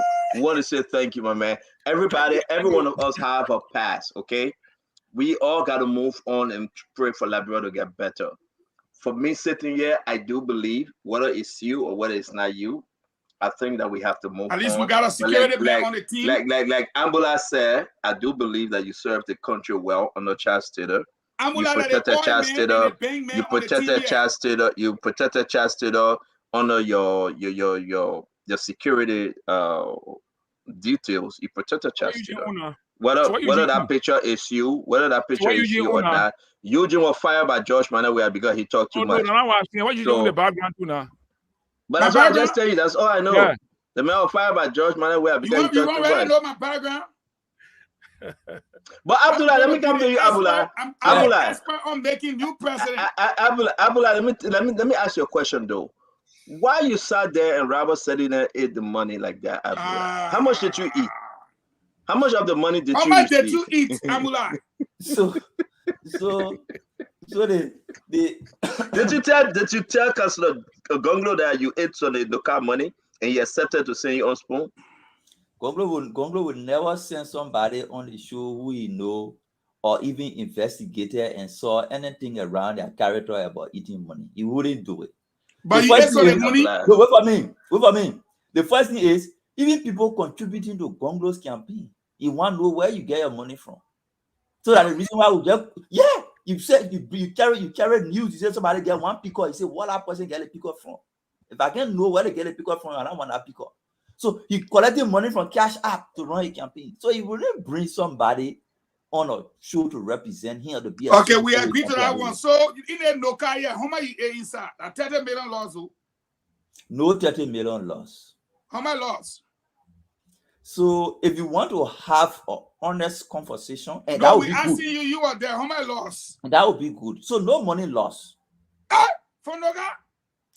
So when you say something loss, you not get Johnny Sonny to talk about. My man, I see ya. When you say something loss, Johnny was looking for Sonny to talk about. The man said no money loss for NOCAL. So when you say something loss, it means you don't know where it's at.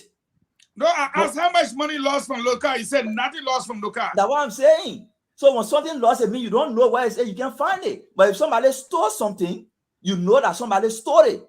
So that different. Okay. How much they stole from NOCAL? Remember, leave the man alone, but we gotta go. Folks, we want to say thank you very much. Abdullah, my man, we say we appreciate you also.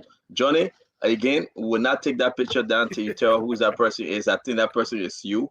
I'm going to bring Fadiga. I'm going to bring Fadiga to come and talk about this. But we want to say thank you, folks. Have a beautiful day. Again, on a very serious note, we stand as we sympathize with those family who remember passed during the accident last night.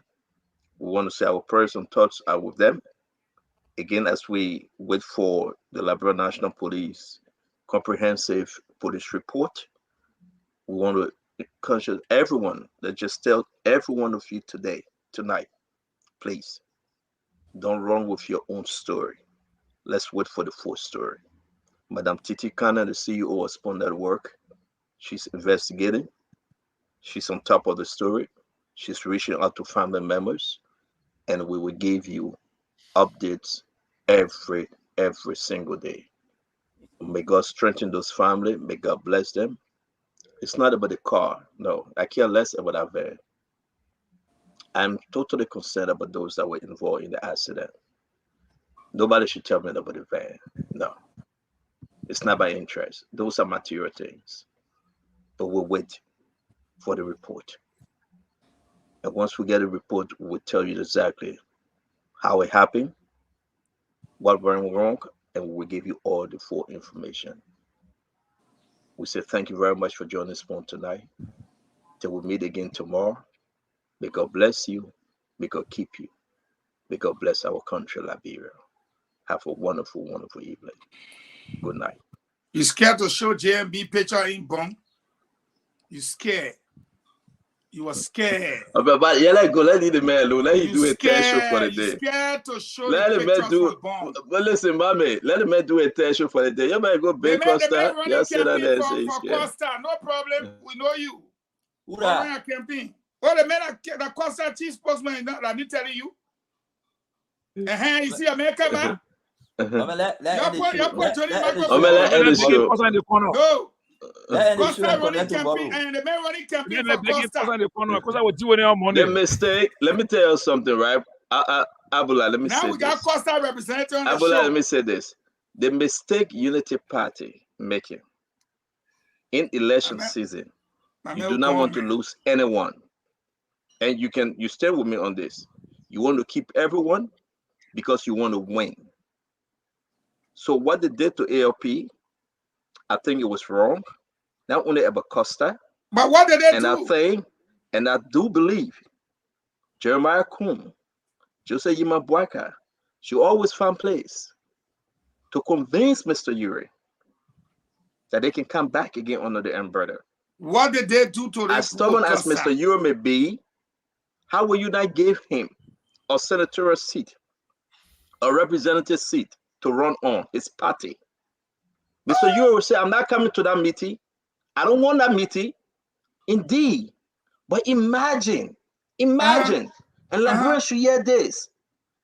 If my own uncle JMB, Jeremiah Kuhn, the chairman, the secretary general, get in the convoy and go on that farm and sit down with Mr. Uri, trust me, things were going to change. The people felt rejected. They felt neglected. They felt denied. And on this note, I want the Unity Party people to reconsider. You want to win election? Go for it and go all in. People ask you how much more you want the people to do. Yeah, Ube come and talk. I like Ube. Though he can insult me sometimes. But I want to have Ube here for us to have some conversation since he support Unity Party. That would be very interesting. Everybody support Unity Party.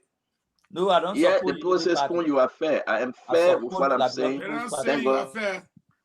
I'm just happy to show balance now. We got Costa representative, we got Lanu, we got Gonglo, and, you got JMB. So yeah, a balance now. Anytime that man speak, we know he coming with Costa business. Let me tell you something. Say what you want to say that I come with Costa business.